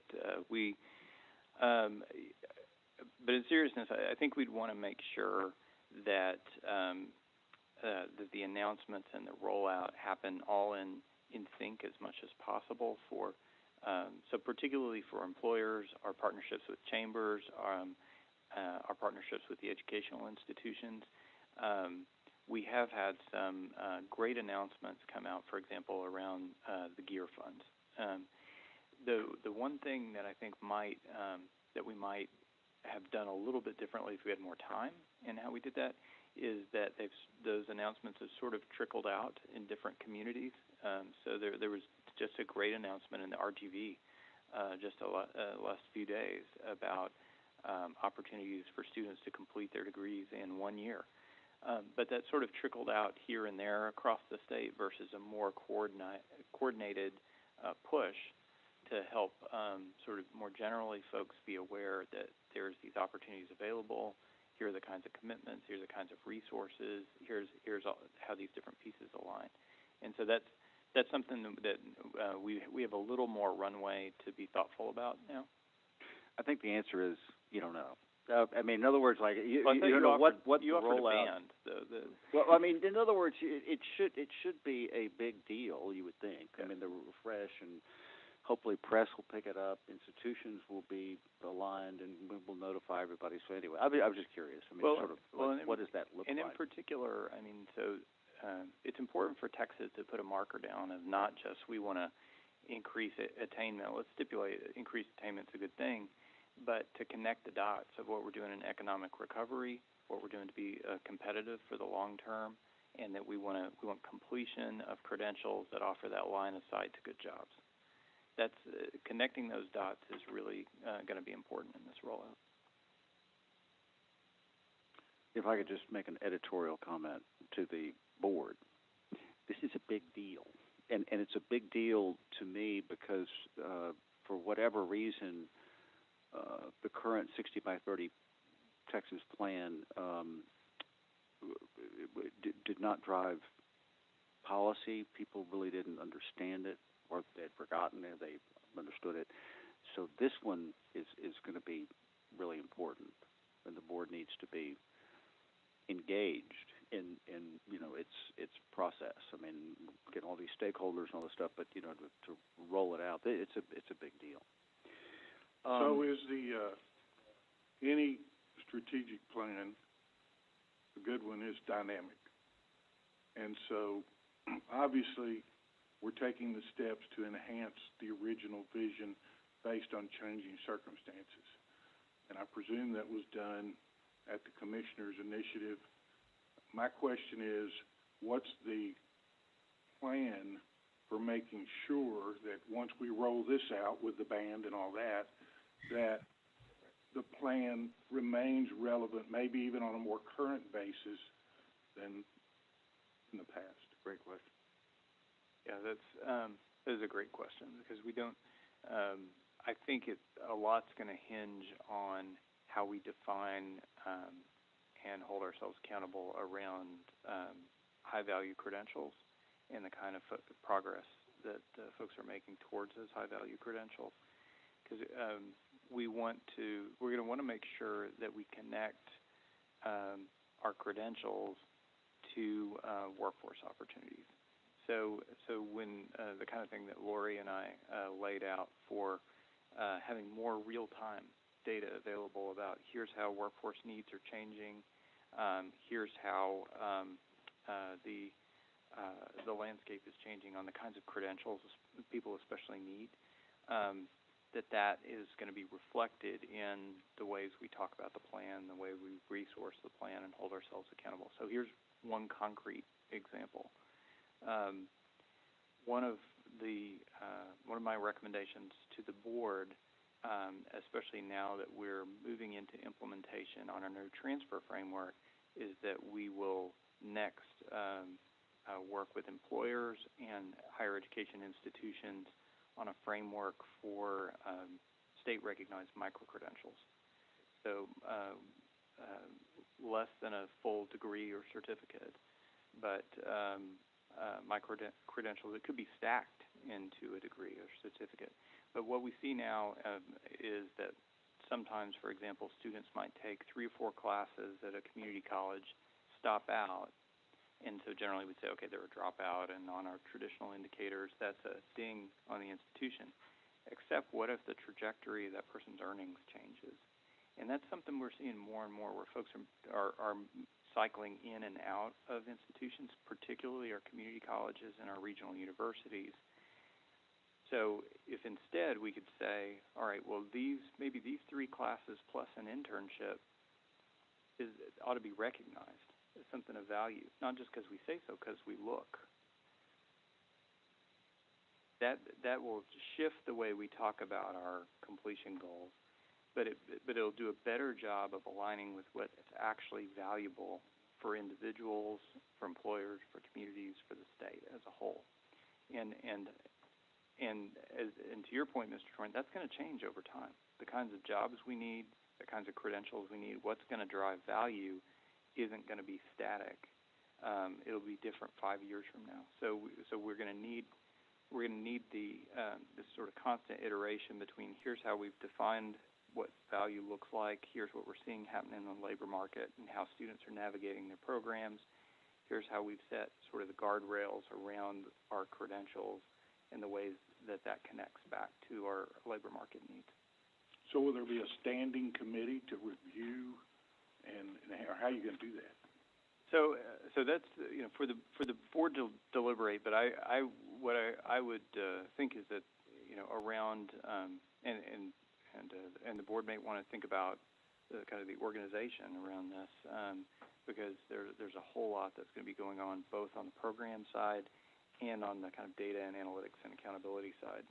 So at the very least, the idea committee discussions will take on a whole new flavor, both around the design and operations of that infrastructure, but also make sure we're holding ourselves accountable. So, Commissioner, your response was somewhat granular. I mean, we're talking about the strategic plan, but let me just make another editorial comment and just to the board, and I think yes, it has to be dynamic. Yes, it has to be reviewed, by this board. But it is ultimately, or in part, not ultimately, but in part, a political document, and so you have to understand that this is something that's going to inform policymakers about the direction of higher education in the state, and so that context, and I'm talking to the board members now, should never be forgotten, because that's ultimately all this other stuff, the high value credential and this, that, and that all changes. But at the end of the day, and the political stuff might change depending on what we're learning at the high value credentials or just wherever all this data could take us. So anyway, just make that comment. Chairman Stedman, along those same lines, I have a question about implementation strategies, right? And Commissioner, you mentioned accountability. Often strategic plans don't move forward because there are no sticks or carrots associated with it, right? And who is responsible for, saying, adopting this with incentives to make sure that it happens, or with accountability measures if it doesn't happen? So where does that lie? And I think that you're correct in saying it's a political document, so maybe that's where the implementation comes in. Well, let me just, and this I'm kind of treading on perhaps sensitive areas, but let me just be. It's not that sensitive, but it is. I mean, exactly what Emma, what you said. With this plan, with this data, the carrot and stick accountability. Ultimately, this will inform policymakers how we provide carrots and sticks to institutions. And that's not, the commissioner's approach. He's very collaborative, wants to be a partner and all this stuff. But the reality is, in my opinion, personal opinion, that institutions who do really well ought to be rewarded with funds, and institutions that maybe need some changes, maybe don't get rewarded as much. So Ms. Schwartz, that is to me just an excellent question. Just to build on that a little bit, I think typically in higher education, the discussions around accountability have been very different, of course, than in public education, which public education accountability has been more overtly political than in higher education. In higher education, when folks talk about accountability, really they're talking about sort of publicity of data. What we're working towards, and not someday, but over the next 14 months or so, is going to make much more current data much more readily available. And so two things about that. One is I've found when I've led different technical analyses around education budget and policy, and sometimes everybody loves you till you have findings, and then there's some things that the data is going to tell us that's going to be painful, so that's a place to focus resources, but also it'll shine a light on things that aren't working as well, and that could be in state initiatives, it could be within particular institutions.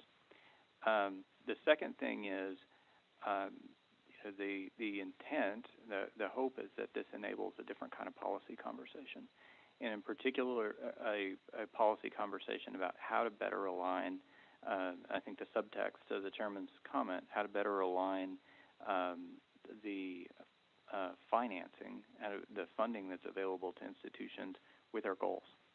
To be candid, right now, as institutions innovate in their programs, as they streamline students' progress towards credential, as they have fewer excess semester credit hours, they lose funding from the state. That doesn't mean that we don't have institutions committed to students. It just means that our policies create more headwind for them. Well, just as an example, and I keep coming back to this because it surprised me, the four-year graduation rate improvement in community colleges, there's something going on there. And this data will expose that, and then within that community college community, you're going to find out kind of what's working and what's not, and maybe suggest to policymakers award that.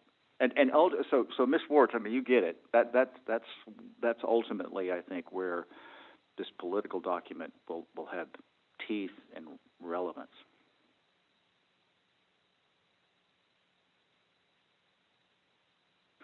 Okay, thanks, Melissa. Let's see. The next item is agenda item 6C1 is the introduction of assistant commissioners who have recently joined the coordinating board team.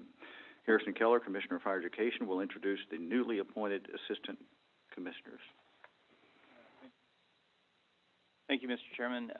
We were just talking a little bit about yesterday how many changes we've seen at the coordinating board over the last several months, and so as you know, just a little over a year ago, we brought together a new senior leadership team led by Deputy Commissioners Ray Rodriguez, Ray Martinez, Lori Fye, with Associate Commissioner Melissa Henderson, and our General Counsel Nicole Bunker Henderson, and with Mark Pohl. And then since then, we've also worked strategically to restructure divisions in meaningful ways to best reflect the needs of our agency today. And part of that build-out has included new divisional leadership teams. So I'd like to walk through each of these divisions and introduce some of the new assistant commissioners. Some of them are in the room today, and all of them should at least be on Zoom. So first, under our Division of Academic Affairs and Workforce Education, that's led by Deputy Commissioner Ray Martinez.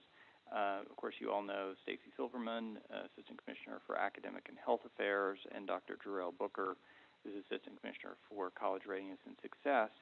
Also joining this team has been Dr. Michelle Singh, who's our Assistant Commissioner for Digital Learning, and Dr. Tina Jackson, who's in the room here, who's our Assistant Commissioner for Workforce Education. Michelle is working with stakeholders in development of adoption of digital courseware, and especially involved in our open educational resources work with the GEAR Fund. And then Tina's responsibilities include evaluating our state needs for workforce education and serving as important liaison to our colleagues at the Texas Workforce Commission. Next, in our Division of Strategic Planning and Funding, led by Deputy Commissioner Lori Fye. Of course, we're going to miss Dr. Julie Eklund, who's going to be retiring and leaving us. And so we'll have big shoes to fill there.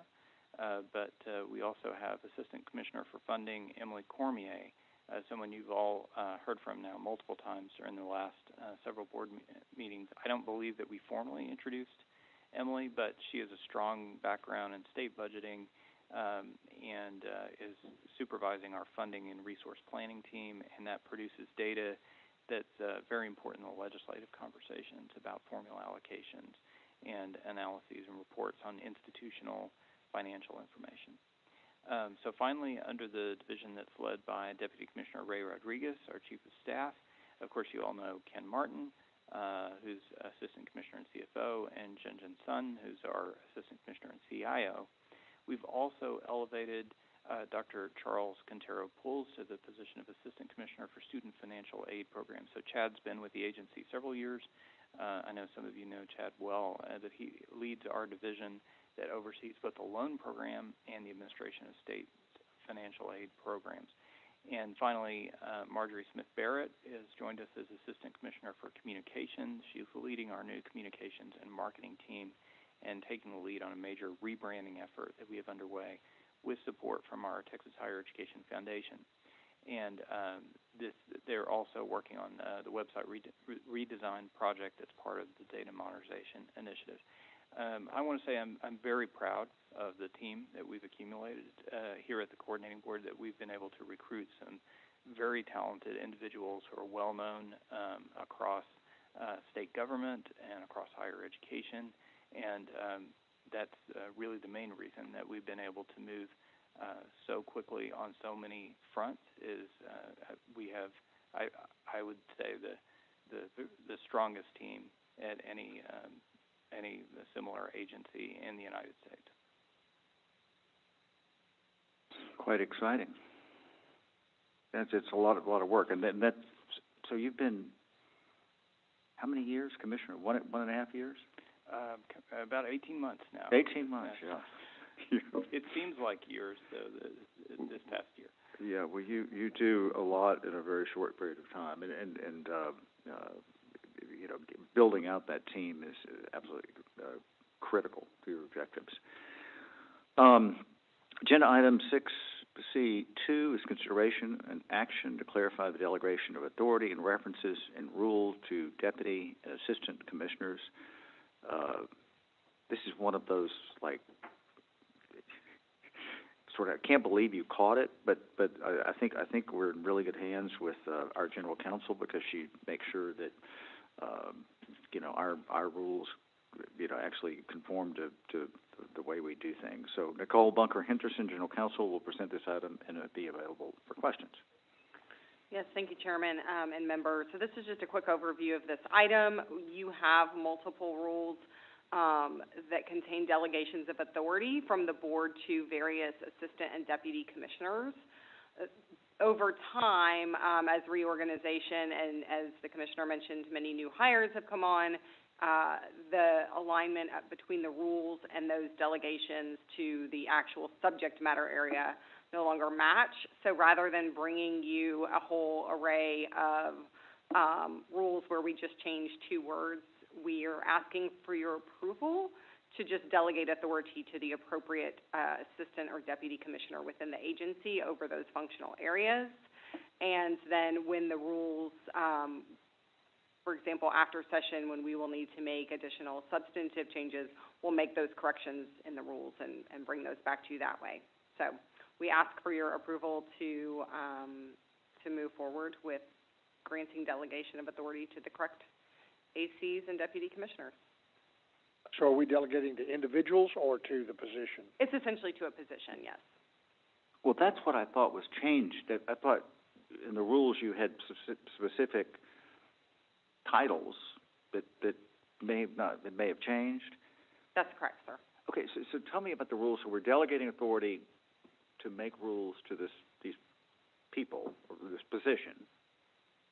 So it's not authority to make rules. It's usually like authority. There's for example, a report about, I'll just use an example, a facilities audit. And so rather than the board making the report or receiving the reports for facilities audit, you've delegated to an assistant commissioner for strategic planning and funding, for example. And that title no longer matches because there is no longer the assistant commissioner for strategic planning and funding, for example. So we're just asking you to allow us to sort this out internally to the correct same level authority. And then when those rules come back, we'll bring them back in a way that's cleaner so that you don't have to continue to revisit every time the title changes. Good. That's what I thought it was, and that's a really good detailed catch. Any other questions?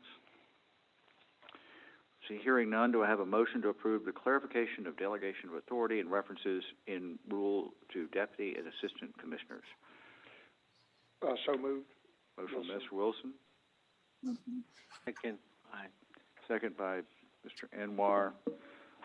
Members, when I call your name, please state whether you're voting for or against. Those in favor say aye. Those opposed say no. Mr. Anwar? Aye. Mr. Campbell? Aye. Dr. Frias? Pass. Ms. Swartz? Aye. Mr. Torn? Aye. Ms. Williams? Aye. Mr. Wilson? Aye. And I vote aye as well. Thank you. Agenda item 6D is the update on the Texas Transfer Framework.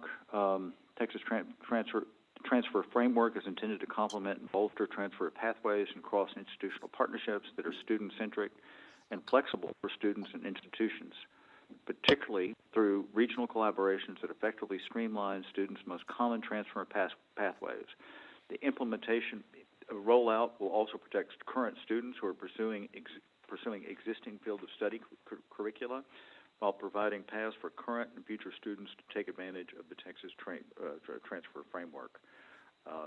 Dr. Stacey Silberman, Assistant Commissioner for Academic and Health Affairs, will present this item and be available for questions. Stacey. Thank you, Chairman Stedman, and good morning, members. As you've heard today and in previous meetings over the past year, substantially improving transfer, particularly for students attending community colleges who plan to transfer to a public four-year university, continues to be a priority for the coordinating board. Because of the importance of this issue to students and institutions across the state, we will be updating this board on our progress of our various transfer initiatives as a standing agenda item. I'm pleased to let you know that the transfer rules that you all passed in March at the special called board meeting are now in effect. Additionally, a few weeks ago, institutions were invited to submit nominees to serve on the agency's new Texas Transfer Advisory Committee, or TTAC. It is clear that institutions were actively engaged and thoughtful in their decision to submit nominees, as we received more than 140 nominations from 50 plus community colleges and universities. I want to thank the institutions for providing nominations and for their commitment to supporting the work of TTAC.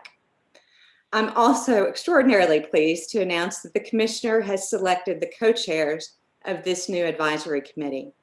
Dr. Laurel Williamson, Deputy Chancellor and College President of San Jacinto College, and Dr. James Hallmark, Vice Chancellor of Academic Affairs, Texas A&M University System, will be the co-chairs.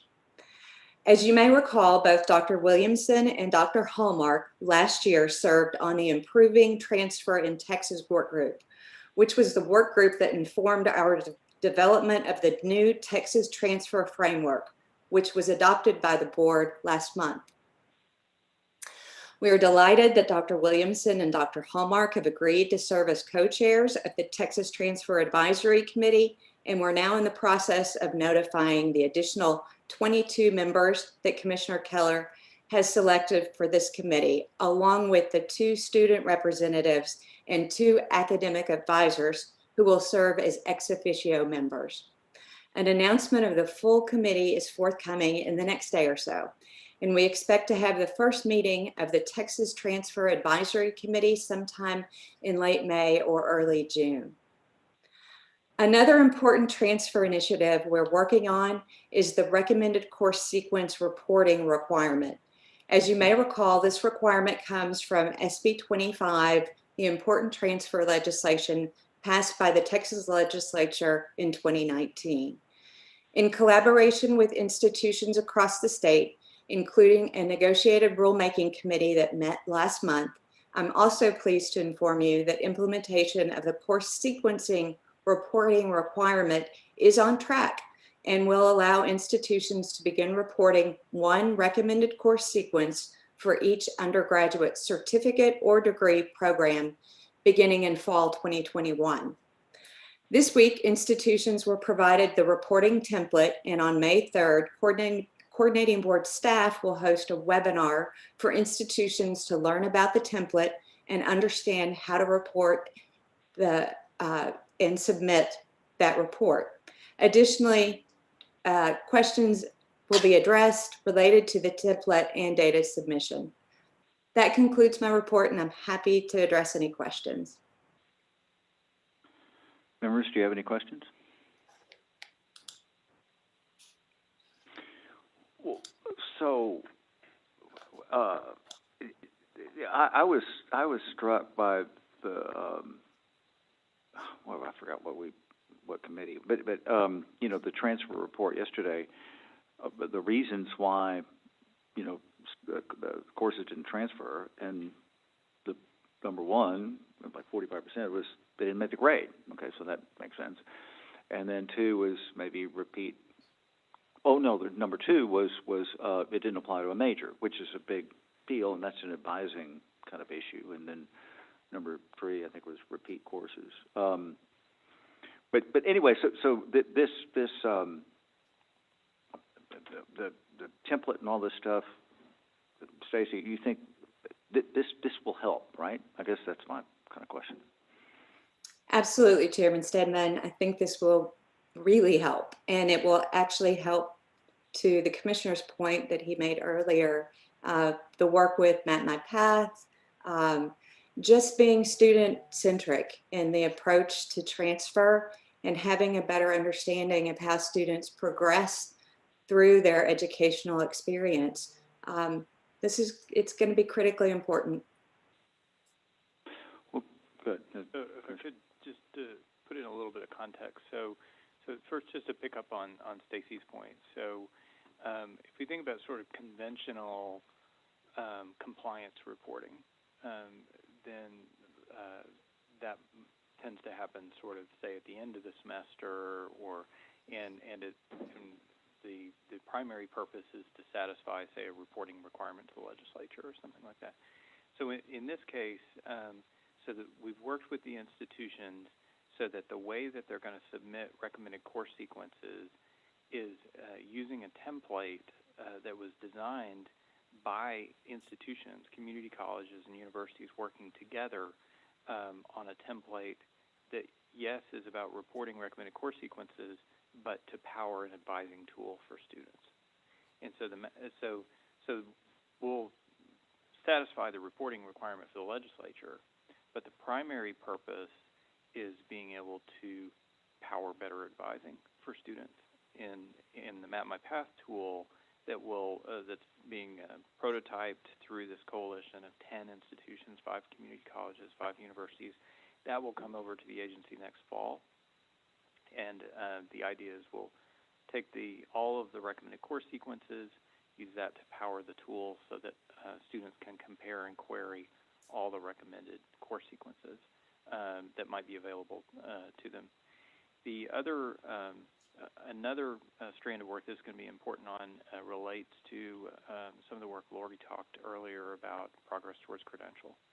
So we've shifted one of the major reports from the end of the semester to the beginning of the semester about students' enrollments, what programs they're in, and what their grades are.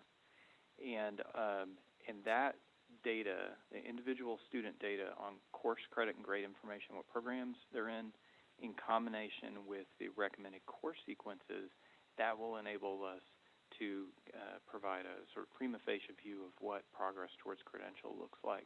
Not a semester or two or a couple years later, to your earlier point, Mr. Chairman, but in the term where students are still enrolled, when institutions are going to have more ability to intervene. So that's two ways that this reporting requirement that Stacy describes are going to help us make two major advances on the kinds of resources we'll be able to provide for institutions and also directly to students. That's helpful context. I mean, this is a big deal. It's a big, and I guess really it affects, you know, those. Obviously, it doesn't affect the students that didn't make the grade, but that choice of that course that doesn't apply to the major. I mean, that's where the real pinch point is and what you're going to solve. Hopefully. So there are a lot of students that get well-intentioned but incomplete advice. So their high school counselor might say, well, just take core courses and they're guaranteed for transfer, which of course we know is true, but but you might be able to take a core course that satisfies a core requirement and also checks the box on a major requirement. So for example, if the student's interested in being a business major, they can satisfy a social and behavioral sciences core requirement by taking a psychology course, and a lot of students do. But if they take economics, they can satisfy that core requirement and also a typical major requirement for a business major. And so we want to make that kind of information more readily visible for students, so then they might still decide, I'm just interested in psychology, I want to take that course, that's fine. I would just say there's this critical distinction between exploring and wandering. And right now we have a lot of students who sort of wander and take random courses without a good sense of how those courses might apply to their degree programs. Is this template done? It's done. It's tested. It's already been developed and tested with multiple institutions, and it keys off of work that was done at San Jacinto College to power an advising tool that they developed in-house. Because I'll just make a comment. I mean, there are a number of things that this agency deals with that have made my head hurt trying to understand them. But one is how these courses kind of interact and flow into majors. It's really complicated stuff. So anyway, for you or Sanjak or whoever to distill that down into something that's usable, that's really good.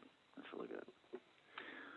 So is the committee, the TTAC committee, is that a ongoing committee that will review changes in the environment, or is it a limited task? The TTAC committee will be ongoing, have a very important role. So the idea is we want to continue a stream of data to the TTAC committee about here's what we're seeing in student transfer pathways. As Lori mentioned, we have this new partnership with the Center for Computational Engineering at UT Austin to analyze and visualize what transfer pathways look like. That kind of information is going to be really important for the TTAC, so they can see here are the programs where students are transferring. Here's where they're getting hung up. Are there particular courses that are an issue?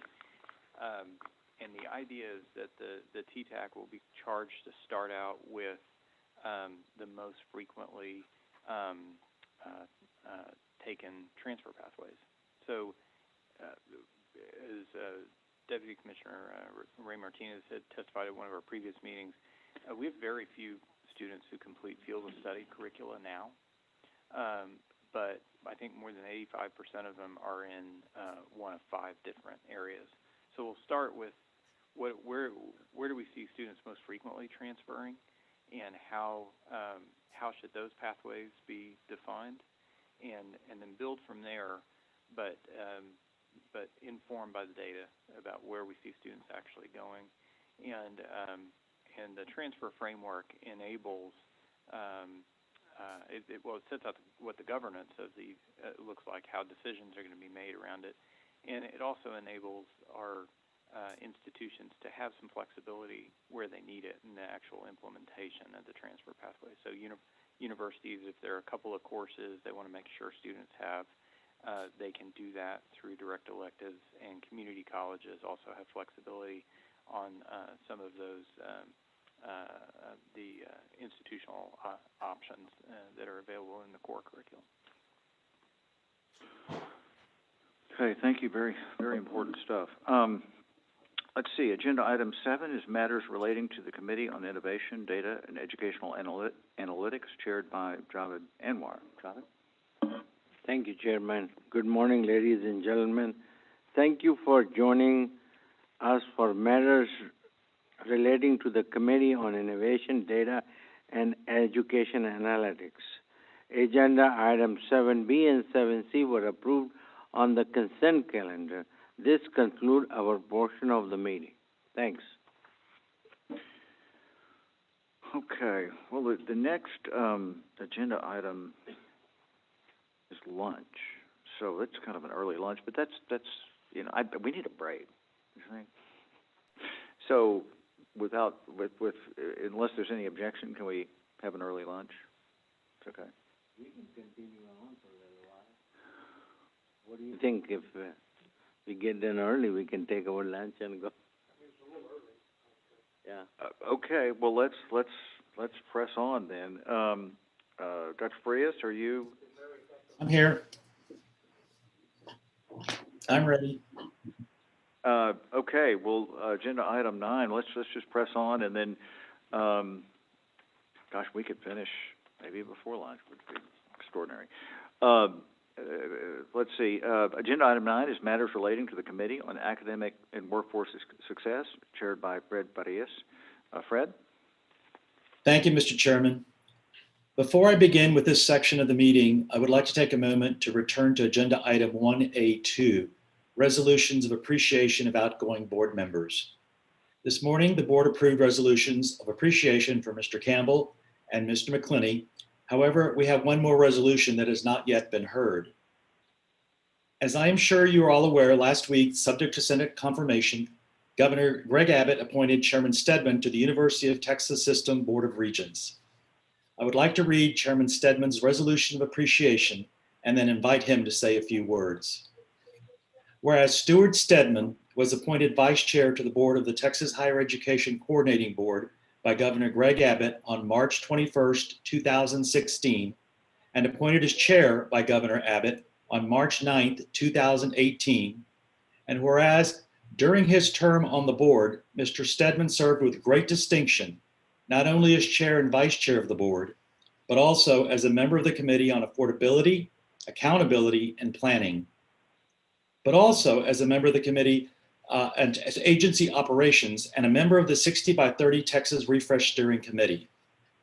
And whereas Mr. Stedman affably made an extraordinary advocate for higher education in Texas a priority, and that the Texas Higher Education Coordinating Board benefited greatly from his advocacy with legislators, educators, nonprofit and business leaders, regents and trustees in Texas, whereas the Texas Higher Education Coordinating Board is grateful for Mr. Stedman's steady hand as chairman and his extensive experience as a board member developed during decades of serving on the philanthropic boards for causes which he is dedicated.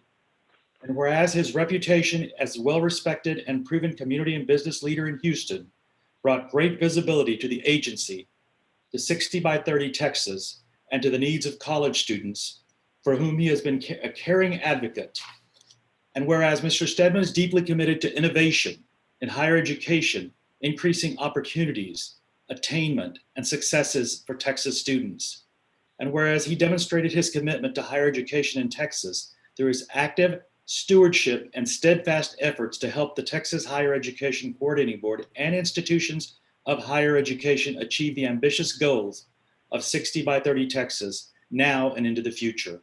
And whereas Mr. Stedman is a proud Longhorn, having earned 3 degrees from the University of Texas at Austin, the Board of Regents of the University of Texas System will undoubtedly benefit from Mr. Stedman's knowledge and passion for higher education.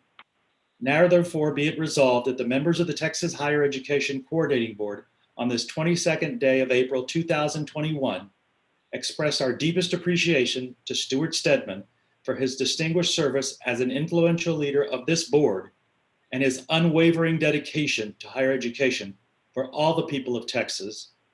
And be it further resolved that the resolution be included in the minutes, and that a copy of the resolution signed by the board members of the Texas Higher Education Coordinating Board be presented to Stuart Stedman in recognition of high esteem in which he is held. Stuart, it has been a pleasure serving with you, my friend, and we are very proud of you. And I know you will continue to go on and do great things in higher education in the state of Texas. At this time, I would like you to say a few words, if you would, please. Thank you, Fred. And yeah, it's been a great ride. And I've enjoyed kind of our ride together. And so, you know, it's a little bittersweet. I mean, you know, I'm happy to go on to a different challenge, but you know, we are at a major inflection point, and I guess this kind of stretches my math ability. Whether it's an inflection point, there's an accelerating first derivative, or even probably a accelerating first and second derivative. This agency is going places, and so it's a little sad to have left it. But I tell you, or to be leaving it. I tell you though, it's really one of the most rewarding things I have ever done. And there's sort of two levels. One is, look, this stuff is important. It affects lives. Higher education changed my life. That's why I'm involved in it. That's why I'm passionate about it. But intellectually, this board, although sometimes I'm sure you guys feel, and I felt that you're kind of laboring in obscurity because it's not a particularly visible agency that most folks outside of higher ed know about.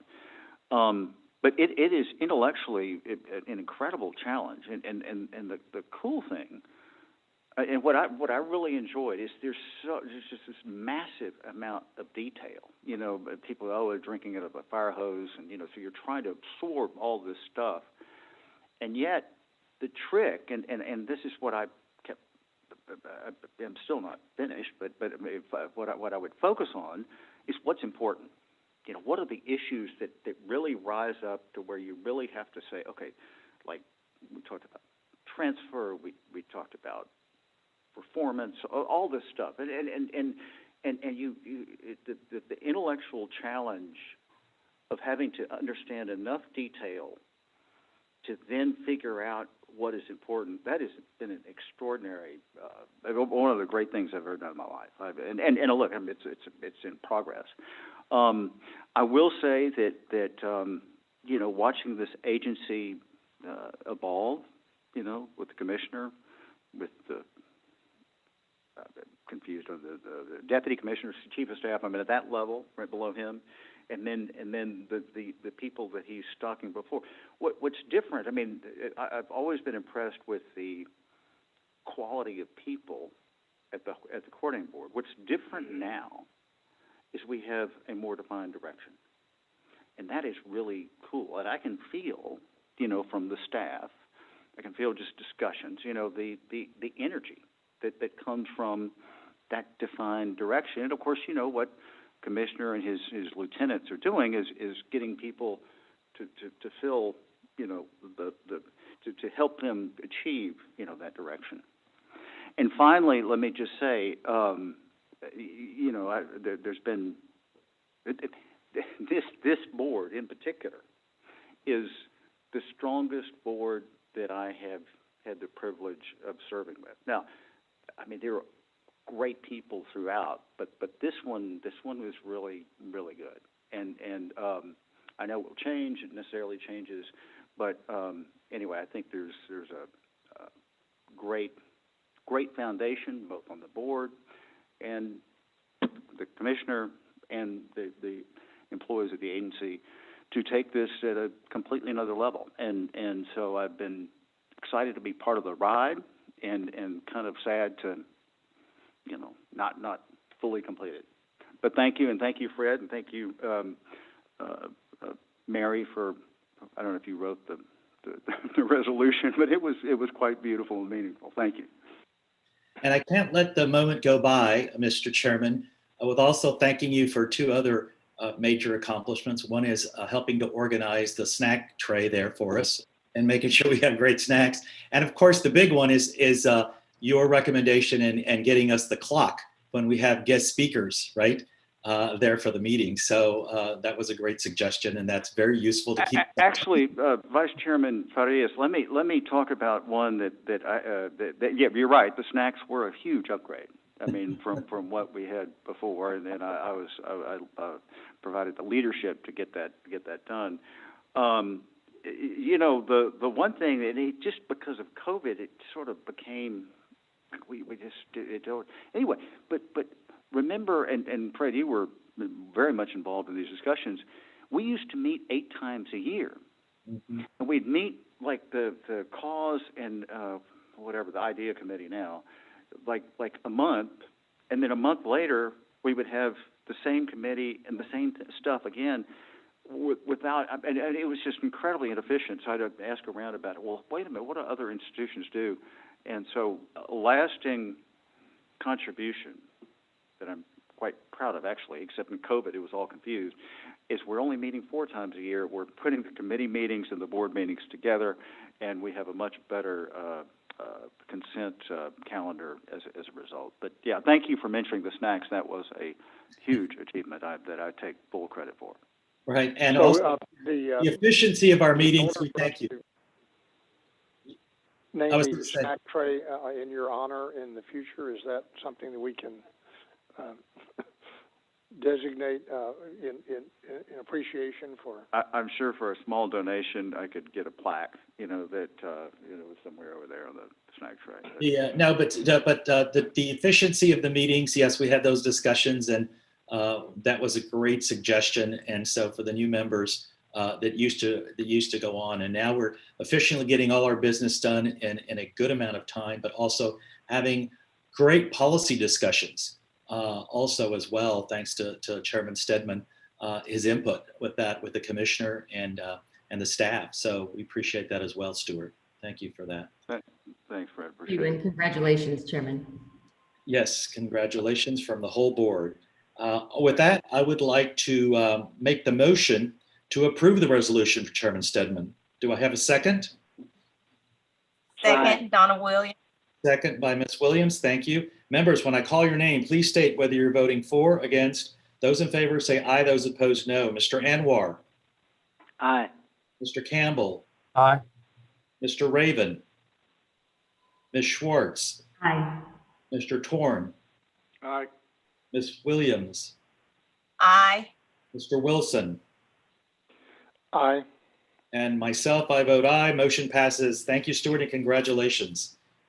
We will now move on to agenda item 9A, which is the committee chairs joining matters of relation to the Committee of Academic and Workforce Success. Is consideration of 9B. First, consideration of adopting a certification advisory council's recommendation relating to the request from MediSend College of Biomedical Engineering Technology for third certificate of authority to grant degrees in Texas. Dr. Tina Jackson, who's our Assistant Commissioner for Workforce Education, will present this item and be available to answer questions. Dr. Jackson. Vice Chair Fred, can I say one word to Chairman Stedman? Really enjoyed working with him. I owe him a dinner. I missed it. Me and Welcome Wilson will take you out for a nice dinner when we are together in Houston. Anybody wants to join it, most welcome. We fix a date. Any board members or anybody wants to join us, let us know. Thank you. Thank you, Mr. Anwar. Thank you, Prophet. Appreciate it. Dr. Jackson. Good morning. Thank you, Dr. Farias and committee members and board members. Medicine College of Biomedical Engineering Technology is requesting a third certificate of authority. Medicine is pursuing SACS accreditation.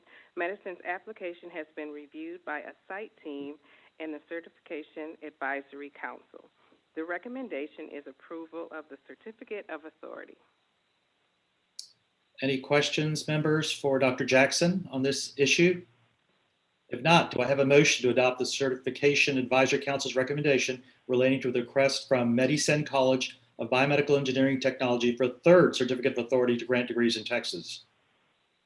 Okay, thank you. Motion by Ms. Schwartz. Do I have a second? Anwar, aye. Okay, second by Mr. Anwar. Members, when I call your name, please state whether you're voting for or against. Mr. Anwar. Aye. Mr. Campbell. Aye. Mr. Raven. Ms. Schwartz. Aye. Mr. Stedman. Aye. Mr. Torn. Aye. Ms. Williams. Aye. Mr. Wilson. Aye. And I vote aye, so the motion passes. Thank you all. We move on to agenda item 9C1, and this is a consideration of adopting the request from Tarleton State University for a Master of Science MS degree with a major in mechanical engineering. And we have some guests from Tarleton State University, Dr. Denise Martinez, who's Associate Dean, School of Engineering, Dr. Murchaw, Agapai, Department of Head of the Engineering Computer Science, and Dr. Michael Huggins, the Dean of the College of Science and Technology, are present and available to answer questions and comments after we hear from Dr. Stacy Silverman, who's Assistant Commissioner of Academic and Health Affairs. She'll be able to answer questions after her presentation. Dr. Silverman. Thank you, Dr. Farias. Tarleton State University is proposing a Master of Science degree in Mechanical Engineering. The proposed master's degree program would be offered face-to-face and fully online. It would be the 14th master's degree program and the 5th to also be offered via distance education. The proposed program would likely attract students from the region, and the regional workforce demand for mechanical engineers with advanced training is strong. The proposed program would require students complete 33 semester credit hours. As you all heard yesterday at the cause meeting, the proposed program would provide students with an advanced understanding of the integration of applied mechanics, computer simulations, and energy science and technology. Students would have the option to concentrate in the following 4 areas of specialization: mechanics of solids and materials, design and manufacturing, thermal fluid systems and heat transfer, power, energy, and sustainability, and system dynamics, controls, and robotics. The recommendation is for approval. Thank you, Dr. Silverman. Dr. Denise Martinez online would like to say a few words. Sure, yes, sir, thank you. This is an opportunity for us to build on a successful undergraduate program. We've got a lot of engaged faculty and students, but it's also going to provide a regional opportunity for not only our local students, but our local industries, as well as the breadth of industries where our students are going. We are structuring these in a 4+1 context, so the students can actually get started. Our highly talented undergrads can get started early on their graduate degree. So we feel like this is really going to be a benefit for not only the institution, but our students as well. Thank you. Dr. Murcha Agapia. And he is in class right now, sir. Okay, when I practice saying his name too. I'll tell him you did a great job. Okay. Dr. Michael Hugginson, are the representatives from Tarleton State University, Dr. Martinez? Or? I believe they're spectators. Yes, Dr. Huggins. I'm here, and I'll just reinforce what Dr. Martinez said. It's a great program. There is both a regional need for mechanical engineers at this level, as well as a national need. And so it's a great program and a great opportunity for Tarleton to expand its engineering programs and continue to meet the workforce needs. Great, thank you.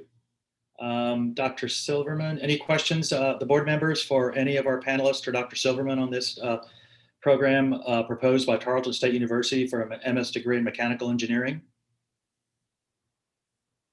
Hearing none, do I have a motion to adopt the request for Tarleton State University for a Master of Science MS with a major in mechanical engineering? So moved. Donna Williams. Thank you. Motion by Ms. Williams. Do I have a second? Aye. Second. Thank you, Mr. Anwar. Members, is there any discussion? Hearing none. Members, when I call your name, please state whether you're voting for or against, aye or nay. Mr. Anwar? Aye. Mr. Campbell? Aye. Mr. Raven? Ms. Schwartz? Aye. Mr. Stedman? Mr. Torn? Aye. Ms. Williams? Aye. Mr. Wilson? Aye. And I vote aye, and the motion passes. So congratulations to Tarleton State University. Agenda item 9C2 is consideration of adopting the request from Texas A&M International University for a Doctor of Philosophy, PhD, with a major in criminal justice. We have Dr. Pablo Arenas, President of Texas A&M International University, Dr. Thomas R. Mitchell, who's the Provost Vice President for Academic Affairs, and Dr. Claudia San Miguel, Dean of the College of Arts and Sciences, are present and available for questions and comments after Dr. Stacy Silverman, our Assistant Commissioner for Academic and Health Affairs. They will all be available for questions. Dr. Silverman. Thank you, Dr. Farias. Texas A&M International University is seeking approval to offer a Doctor of Philosophy degree in criminal justice beginning in fall 2021. The proposed program would be offered face-to-face and fully online and require completion of 49 semester credit hours. As you all heard at the cause meeting yesterday, the proposed program would prepare students as criminal justice post-secondary faculty or for employment with federal, state, and local law enforcement agencies.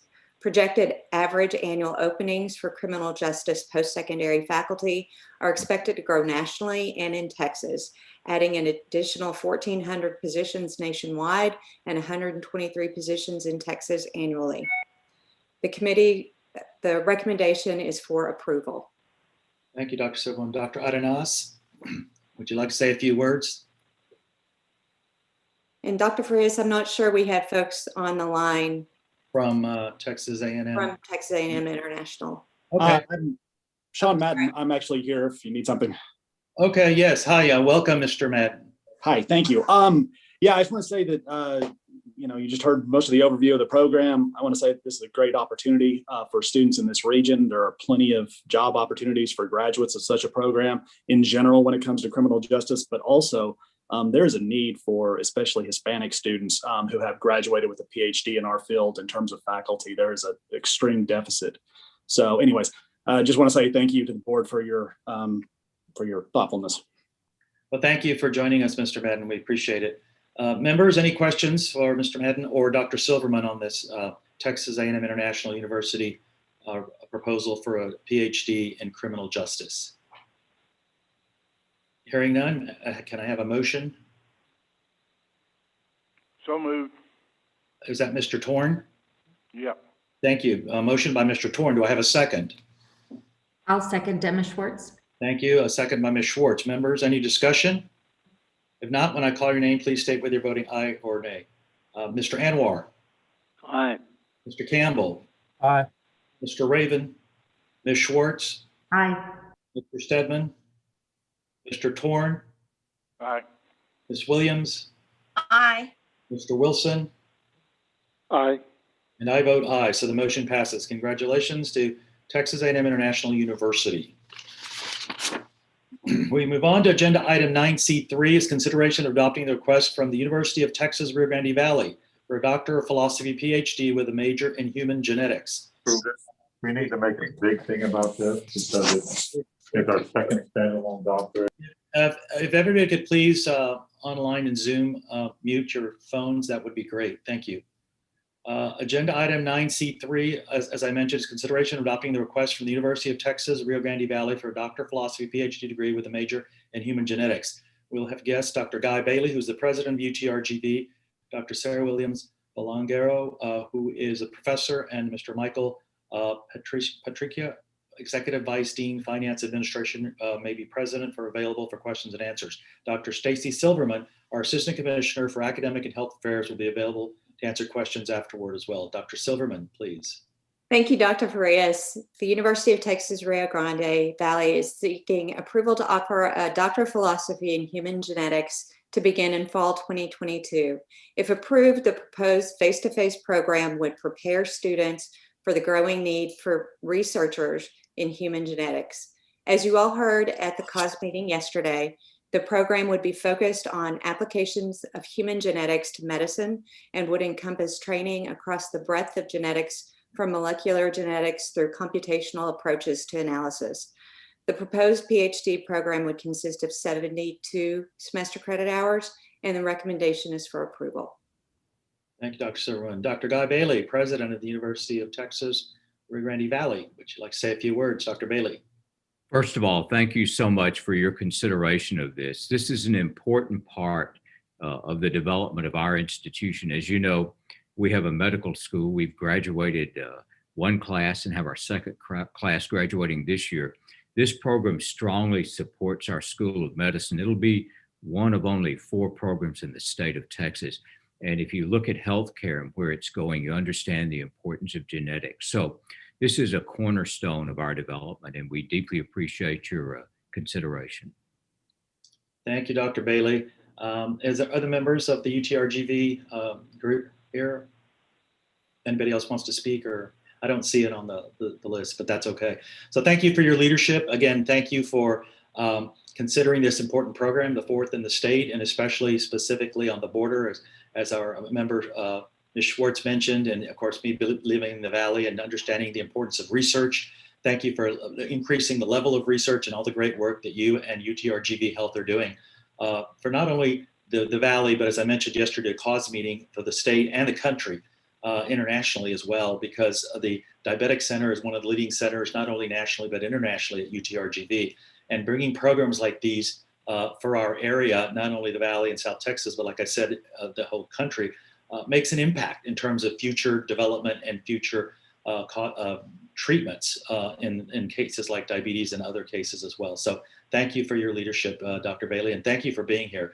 I always say we're always appreciative when we have presidents of universities show up for the cause meeting and for the board meetings, and that shows obviously that, number one, you're very involved in your university, but number two, you really care about the students and giving students opportunities, and that's what higher education is all about. So thank you, Dr. Bailey. Thank you.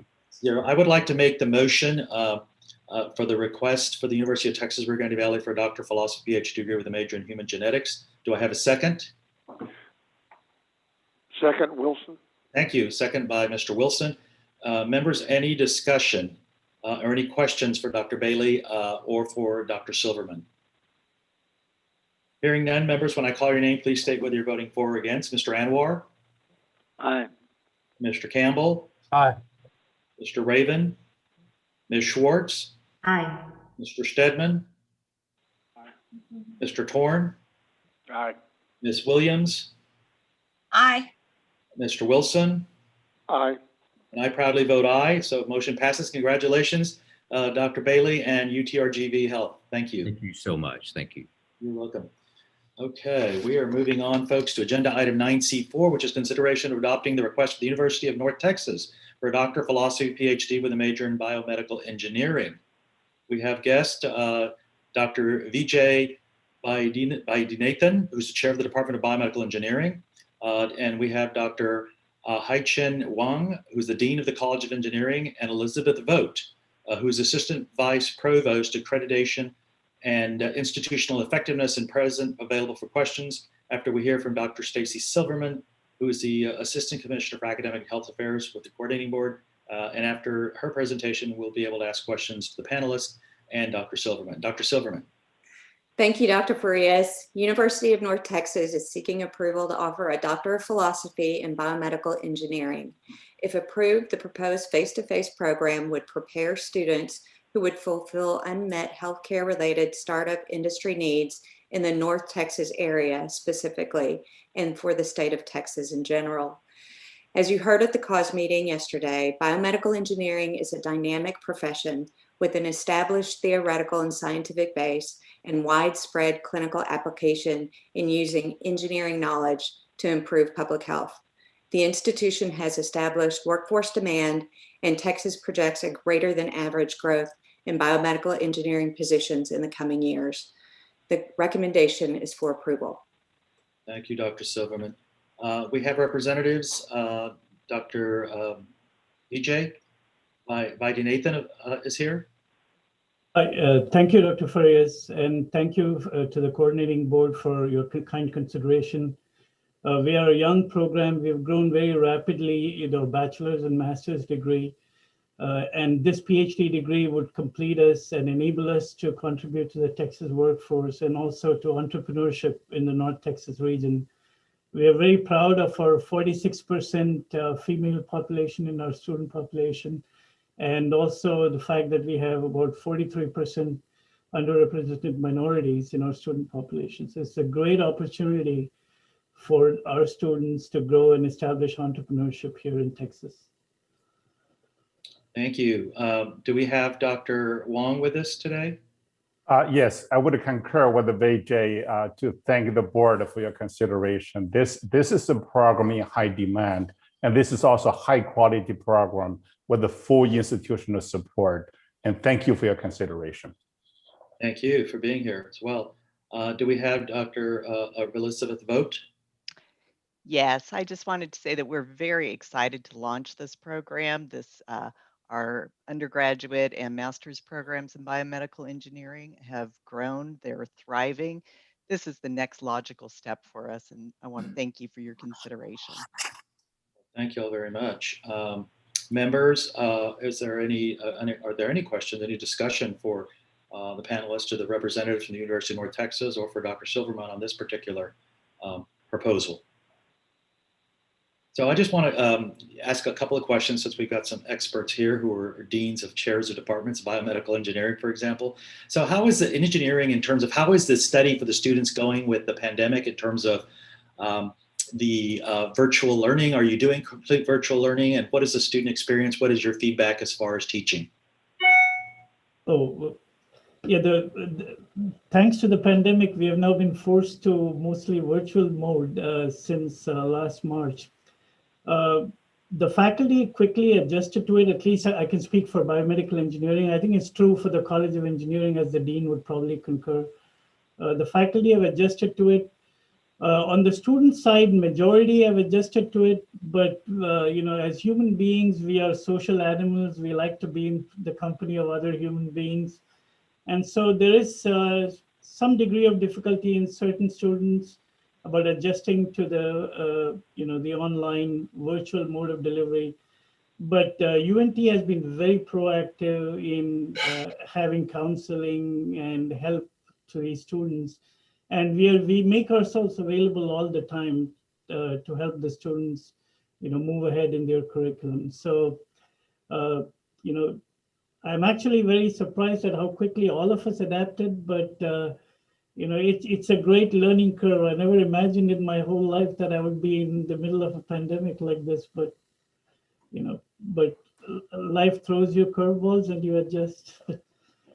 Well, thank you. I asked that because it's good for the board members, for all of us to know and see what's going on what I call the ground level in the teaching, and then what you're doing in the universities and higher education, and how y'all have pivoted so well in terms of adapting, right? Which we have to do in businesses and healthcare. What I'm in, exactly, have to deal with what the situation, the curveballs that are thrown at us. That's right. I just want to ask the dean one question as far as the job opportunities, because there's quite a few biomedical engineering programs, engineering, but not as many PhDs in Texas. So, Dean, if I can ask you what the job prospects and what does that look like, and are students concerned about that in the future with a PhD?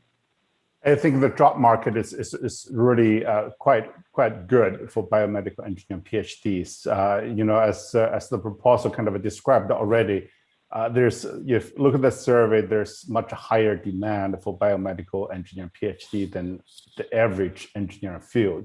So I'm quite optimistic, particularly now that we are in North Texas. And if you look at that is huge population. Also, you look at the demographics, and we are all getting a little older every day. So the population will certainly need a lot of care from biomedical engineers. Of course, you guys in the true health professionals will be in the front line, but biomedical engineers certainly can help. I think this program will serve the nation, serve Texas really well. That's right. Thank you. It takes a team, multidisciplinary, to move things forward. Very good. Yes. Thank you. Yes, I have one quick question if we have a moment. Ms. Schwartz, please. Great, thank you. So just for clarification, the term biomedical engineering can mean so many things these days. Earlier we approved a biomedical engineering technician certificate program at a community college for working on medical devices that are in hospital settings, et cetera. There's medical device development, there's 3D tissue printing, there's medical device manufacturing and product development. Do you have a focus area for your program? Yes. So we currently focus in our main focus areas: biotechnology, nanotechnology, and tissue engineering. And of course, we have faculty who pursue research in biomedical instrumentation. In fact, we have just made an offer, and he has already accepted a bio 3D printing expert will be joining our faculty group in the fall. So I'm really excited about the diversity of courses and research that we can offer to our students. That's a great point, Ms. Schwartz. In fact, I was on a call yesterday. Artificial intelligence is growing, and there's product like Butterfly. I don't know if you're familiar with, but that's basically a way to scan yourself, or that clinicians are using. So the artificial intelligence is just engineering and biomedical, but that's a good point. There's different areas, but that is the new age of that, and the future of what's going on, technology that's now existing in clinics, not hospitals, or even private practices, is really amazing with the information we're getting in healthcare to be able to diagnose and be able to treat patients in a faster, more efficient way. So it's great. That's so well. The cybersecurity requirements for all of this are also embedded in that. Yeah, both of you said really well. Little bragging point, UNT has launched the first artificial intelligence master degree program in Texas. And that degree program has a concentration in biomedical engineering. You're absolutely correct. The integration or the synergy between artificial intelligence and healthcare or biomedical engineering is going to make a much bigger impact. So very well said. We do have a joint faculty member with computer science who does research in artificial intelligence. So that's right. It's a blossoming area that's existing now. It is the future, but it's happening now. And we need to keep our Texas students here in Texas as much as we can. Yes, and sir. Great programs like these will be able to offer students to be able to stay in our state and then hopefully stay in our state and continue to help and thrive and come up with the next future inventions in artificial intelligence. So thank you all for being here. We appreciate it. Thank you. Members, any questions for the panel or for Dr. Silverman? If not, do I have a motion to adopt the request from University of North Texas for a Doctor of Philosophy PhD degree with a major in biomedical engineering?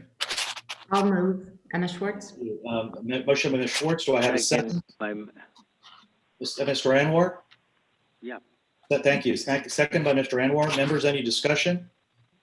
When I call your name, please state whether you're voting for or against. Mr. Anwar? Aye. Mr. Campbell? Aye. Mr. Raven? Ms. Schwartz? Mr. Stedman? Aye. Mr. Torn? Aye. Thank you. Ms. Williams? Aye. Mr. Wilson? Aye. And I vote aye. The motion passes. Congratulations, University of North Texas, for the PhD program in biomedical engineering. Thank you. Thank you very much. Thank you for being here. We move on to agenda item 9, members, and this is a report to the committee on school closures and or teach out pursuant to Chapter 7, Subchapter A, 7.75. Members, this is an informational item only. Dr. Tim Jackson, our Assistant Commissioner for Workforce Education, will present this item and be available to answer questions. Dr. Jackson. Oh, thanks, Dr. Ferreira. The following institutions provided notification of closure or teach out: Baptist University of the Americas, Fort Worth; Embry-Riddle Aeronautical University, Houston; Vista College, North Loop, El Paso. Certificates of authorizations are ended for closed schools upon confirmation of the date of closure. Okay, members, any questions for Dr. Jackson?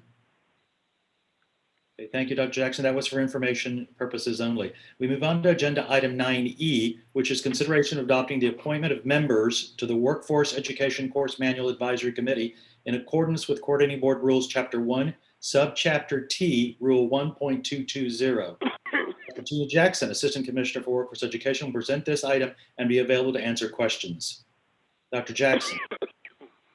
Thank you, Dr. Perez.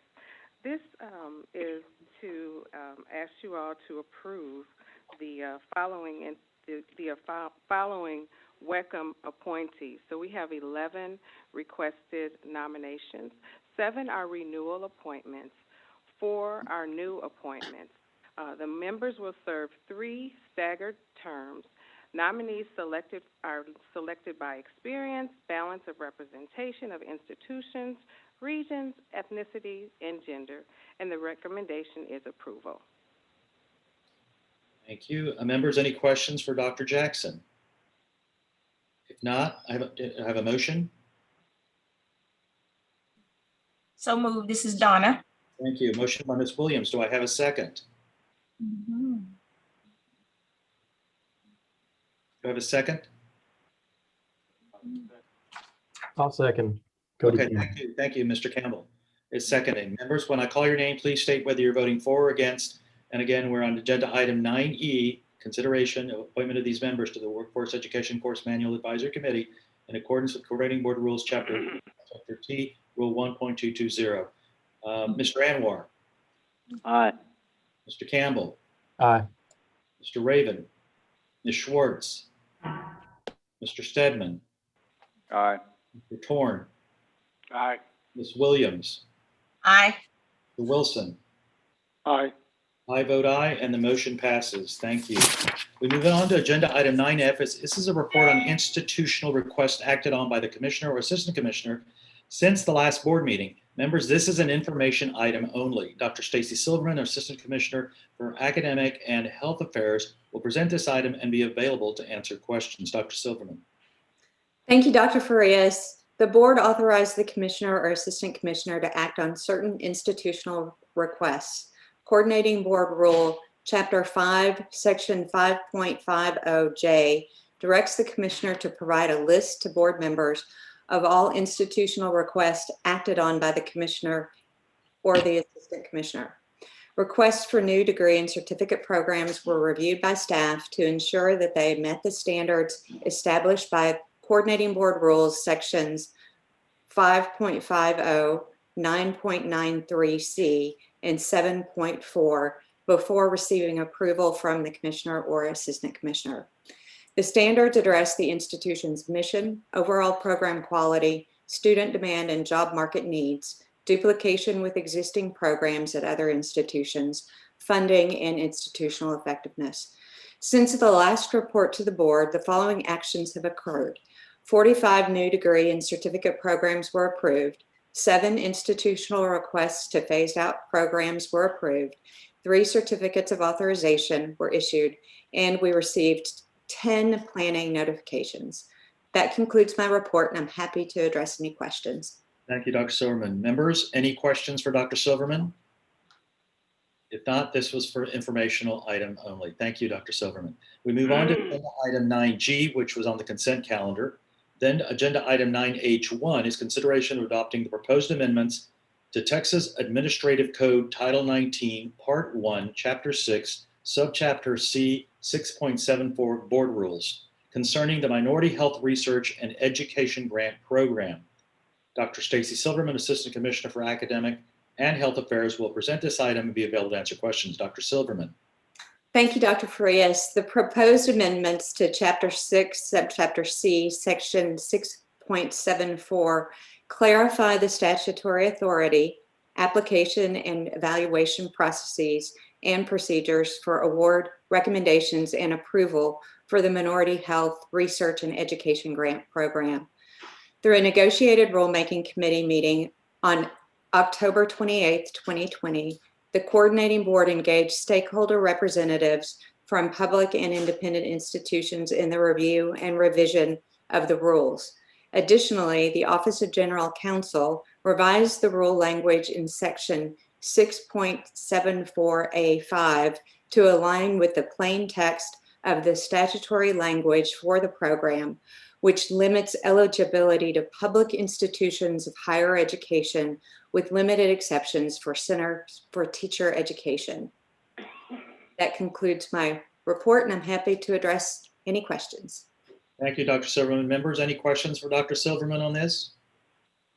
If not, do I have a motion for approving the proposed amendments to Texas Administrative Code Title 19, Part 1, Chapter 6, Subchapter C, 6.74 Board Rules concerning the Minority Health Research and Education Grant Program? Do I have a motion? I'll move it. Stedman. Thank you, Chairman Stedman. A second? I'll second. Second. Thank you, Mr. Campbell. Any discussion? If not, members, when I call your name, please state whether you're voting for or against, please. Mr. Anwar. Aye. Mr. Campbell. Aye. Mr. Raven. Ms. Schwartz. Aye. Mr. Stedman. Aye. Mr. Torn. Aye. Ms. Williams. Aye. Mr. Wilson. Aye. And myself, I vote aye. Motion passes. Thank you. Agenda items 9H2 and H3 were approved on the consent calendar. We move on to agenda item 9H4, which is consideration of adopting the proposed amendments of Title 19, Part 1, Chapter 4, Subchapter C, 4.54 Board Rules concerning the TSI exemptions, exceptions, and waivers. Jarrell Booker, who is our Assistant Commissioner for College Readiness and Success, and Dr. Suzanne Morales-Faye, Senior Director of Development and Adult Education, will present this item and be available to answer questions. Mr. Booker. Thank you, Commissioner Perez. Chairman Perez, my name is Jarrell Booker. I'm Assistant Commissioner for College Readiness and Success. As you know, the Texas Success Initiative, TSI, lays out our standard for college readiness. TSI has a number of exemptions currently in the rules. During the 86 legislature, House Bill 1891 was signed into law, which is requiring us to create an additional exemption for TSI for students that achieve a high enough score in certain high school equivalency exams that are administered by TEA. TEA currently administers the GED and HiSET, which are the most common nationally. The two high school equivalency exams have already had their staff developing college readiness measures, which are well beyond their current passing levels. And these college readiness benchmarks are the ones that are going to be included in our rule amendment. We have received no public comments, but we have received positive feedback from the field in regards to how this sort of exemption will help the post-secondary transitions for adult learners, not having to take multiple tests. They score high enough, then they won't have to come back and possibly take the TSIA. That concludes my remarks. I hope for approval of these rules, and Dr. Morales-Vail, as well as myself, are available to any questions you may have. Yes, Dr. Morales-Vail, would you like to say a few words?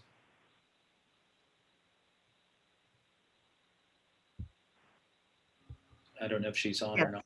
Oh, there you are. My apologies. Yes. Yes, I just wanted to add that we're really excited about this new benchmark with a special application for adult learner populations who are seeking to transition to post-secondary educational opportunities. And we think this may be a real asset for those students. Yes, as I mentioned yesterday in the cause meeting, I appreciate you in the area for higher adult learning, especially during the pandemic. We have a lot of folks going back into higher education in our state. And so thank you for the work that you do, and Jarrell as well in your area of the Higher Education Coordinating Board, because it's definitely going to pick up, I feel, in terms of higher education for adult learners coming up, if not already now, but definitely into the future. So thank you all very much. Members, any questions for either Mr. Booker or for Dr. Morales-Valle? Questions? If not, do I have a motion for approving the proposed amendments to Title 19, Part 1, Chapter 4, Subchapter C, 4.54 of Board Rules concerning the TSI exemptions, exceptions, and waivers? Do I have a motion? So moved, Ms. Donna. Thank you. Motion by Ms. Williams. Do I have a second? Emma Schwartz will second. Thank you, Ms. Schwartz. Any discussion, members? If not, members, when I call your name, please state whether you're voting for or against. Mr. Anwar? Aye. Mr. Campbell? Aye. Mr. Raven? Ms. Schwartz? Aye. Mr. Stedman? Aye. Mr. Torn? Aye. Ms. Williams? Aye. Mr. Wilson? Aye. And I vote aye, so the motion passes. Thank you. Agenda item 9H5, members, was approved on the consent calendar. Agenda item 9I is the consideration of approving the recommendation to solicit and contract a design research firm to support implementation of the college and career advising efforts within the Data Modernization Initiative. Members, you have supplemental materials for this item. Jarrell Booker, our Assistant Commissioner for College Readiness and Success, will present the item and be available to answer questions. Mr. Booker. Thank you. For Agenda 9I, as a part of the data modernization effort you heard earlier from Commissioner Keller and Deputy Commissioner Fine, the agency is seeking to align and reform student advising as well. Our agency is looking to utilize a design thinking approach to help reshape our state's advising reform efforts. We have already begun to work with various partners, including TEA and Texas Workforce Commission, to develop and implement a comprehensive advising framework to provide a better experience for our students, which Commissioner Keller spoke about earlier today. In order to guide our efforts to improve the alignment and delivery of the multiple advising supports that we already offer across the state, we would like to work with a design research firm to conduct a design project. This will expand our thinking towards more innovative approaches. Now, A design research firm will be able to gather more information from students and end users regarding their needs and experiences with advising. They'll be able to research and collect advising best practices from across the country. They will help us develop some intervention prototypes to improve advising. And lastly, they'll be able to test those prototypes to help identify our most effective way to move forward. With that said, we are seeking approval to solicit and engage with a design research firm to help guide our efforts to improve our advising supports across the state, particularly the advising of students during certain key transition points like high school to college, as well as from college to workforce. In closing, we anticipate and hope the total cost comes significantly lower than the total maximum amount that you see here on your board document. But as you well know, pursuant to board rules, we will return to you all for final approval once a firm has been selected. That concludes my remarks, and I'm available any questions you may have. Thank you, Mr. Booker. Members, any questions for Mr. Booker on this issue? I know that in the cost meeting, we covered this very well with a lot of really good questions. So if no one else has any comments or questions, do I have a motion to approve the recommendation to solicit a contract, a design research firm to support implementation of the college and career advising efforts within the Data Modernization Initiative, not to exceed $1 million of federal GEAR grant funds? Do I have a motion? So move, Wilson. Thank you. A motion by Mr. Wilson. Do I have a second? Second. Donna. Thank you. Second by Ms. Williams. Any discussion, members? If not, members, when I call your name, please state whether you're voting for or against. Mr. Anwar? Aye. Mr. Campbell? Aye. Mr. Raven? Ms. Schwartz? Aye. Mr. Stedman? Aye. Mr. Torn? Aye. Ms. Williams? Aye. Mr. Wilson? Aye. I vote aye, and the motion passes. Mr. Chairman, this concludes the agenda items relating to the Committee on Academic and Workforce Success. Thank you, Dr. Farias. Okay, next item is matters relating to the Agency Operations Committee chaired by Ricky Raven. Ricky is not here today, so Vice Chair Emma Schwartz will handle this agenda item. Emma? Great, thank you. During the Agency Operations Committee meeting yesterday, the committee approved the following items. Minutes from the January 20th, 2021 Agency Operations Committee meeting, authorization to enter into an agreement with the Office of Attorney General, File and Serve Express, Texas Easy Serve, and Travis County Courts to continue to provide collection services for the agency's student loan program. The amount of the combined agreements is estimated to be $2,700,000 for a 2-year program period beginning on September 1st, 2021.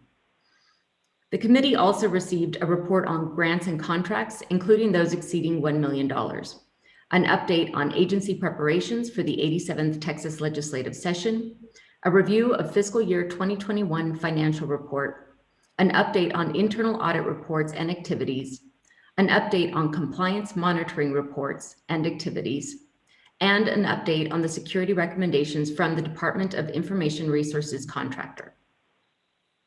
Agenda item 10B, report on grants and contracts, was approved on consent. Agenda item 10C is consideration of authorization to enter into an agreement with the Office of Attorney General, File and Serve Express, Texas Easy Serve, and Travis County Courts to continue to provide collection services for the agency's student loan program. The amount of the combined agreements is estimated to be $2,700,000 for a 2-year period beginning on September 1st, 2021. Mr. Ken Martin, Assistant Commissioner for Financial Services and CFO, will present this item and be available to answer questions. Mr. Martin? Thank you, Ms. Schwartz. Yesterday, we discussed the length of time since 2010 that we've had this partnership with the Office of Attorney General in support of the student loan program on our collection efforts. These are for loans that are in default. And the success that we've had going from approximately $3 to $4 million on an annual basis and collecting proceeds to $12 to $13 million. And we'd like to continue that partnership. This agreement is for the fiscal year 2022-23 period, so for next biennium. And the one note to point out on your blue page is that the annual agreement or annual fee to the Office of Attorney General would be capped. It would be capped at 3%. I had on there 2%, so the amount would be $689,585. That would be an annual cap each year. So as that amount is achieved any part within the year, then we're done for that portion of the year, and then we'd renew the following year. And then there's some ancillary services that are related, as Ms. Schwartz outlined in her item. Yesterday you had Ms. Rachel Abaldo, who's Assistant Attorney General for Bankruptcy and Collections Division, discuss the details of their side and their successes and activities. With that said, I'm happy to answer any questions, and I seek your approval. Members? So do they bill on time and materials with a cap, or is it, how does it work from? Yes, sir. They actually, they no materials, but they bill on the time. Yes, sir. So each attorney actually tracks their time, and the team, as I mentioned, there's approximately 12 individuals working dedicated that's at the Office of Attorney General working on this project. Previously, during 2009 and prior, that collection team, approximately 7 to 8 individuals were here in-house as part of the loan program. That team was transferred to the Office of Attorney General to then have them assist in the function. They're better skilled at this process than we were. They did assist us in the past, but now having that dedicated support and focus is really what has substantially helped us be successful.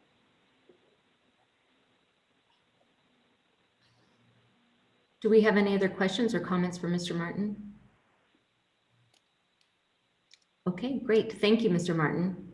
Do I have a motion to enter into an agreement with the Office of Attorney General, File and Serve Express, Texas Easy Serve, and Travis County Courts to continue to provide collection services for the agency's student loan program? The amount of the combined agreements is estimated to be $2,700,000 for a 2-year period beginning September 1st, 2021. So moved. A motion by Dr. Farias. I'll second. A second by Mr. Campbell. Okay, members, when I call your name, please let me know, yay, aye or nay. Mr. Anwar. Aye. Mr. Campbell. Aye. Dr. Farias. Aye. Mr. Torn. Aye. Ms. Williams. Aye. Mr. Wilson. Aye. Mr. Stedman. Aye. And I am a Schwartz vote aye as well, and the motion passes. And this concludes the Agency Operations Committee agenda.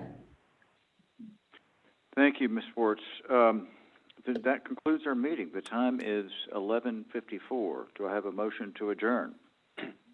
So moved. Aye. Let's see. Motion by Dr. Farias, second by Mr. Anwar. Members, all in favor, say aye. Aye. Aye. And it says here, any against? So I guess I'm voting aye. Hearing none, motion passes. But before, I'd just like to echo what Dr. Farias said. It's been an honor to serve under your leadership all these years, and we really appreciate it. Well, thank you. As I said, and I was absolutely sincere and genuine.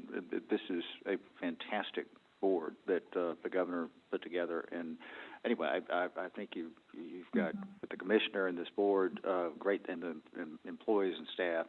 I think you've got great things ahead. So thank you. We do ask that when you in your new position, when you drop words like actionable intelligence, fusion center, data modernization, and they are in all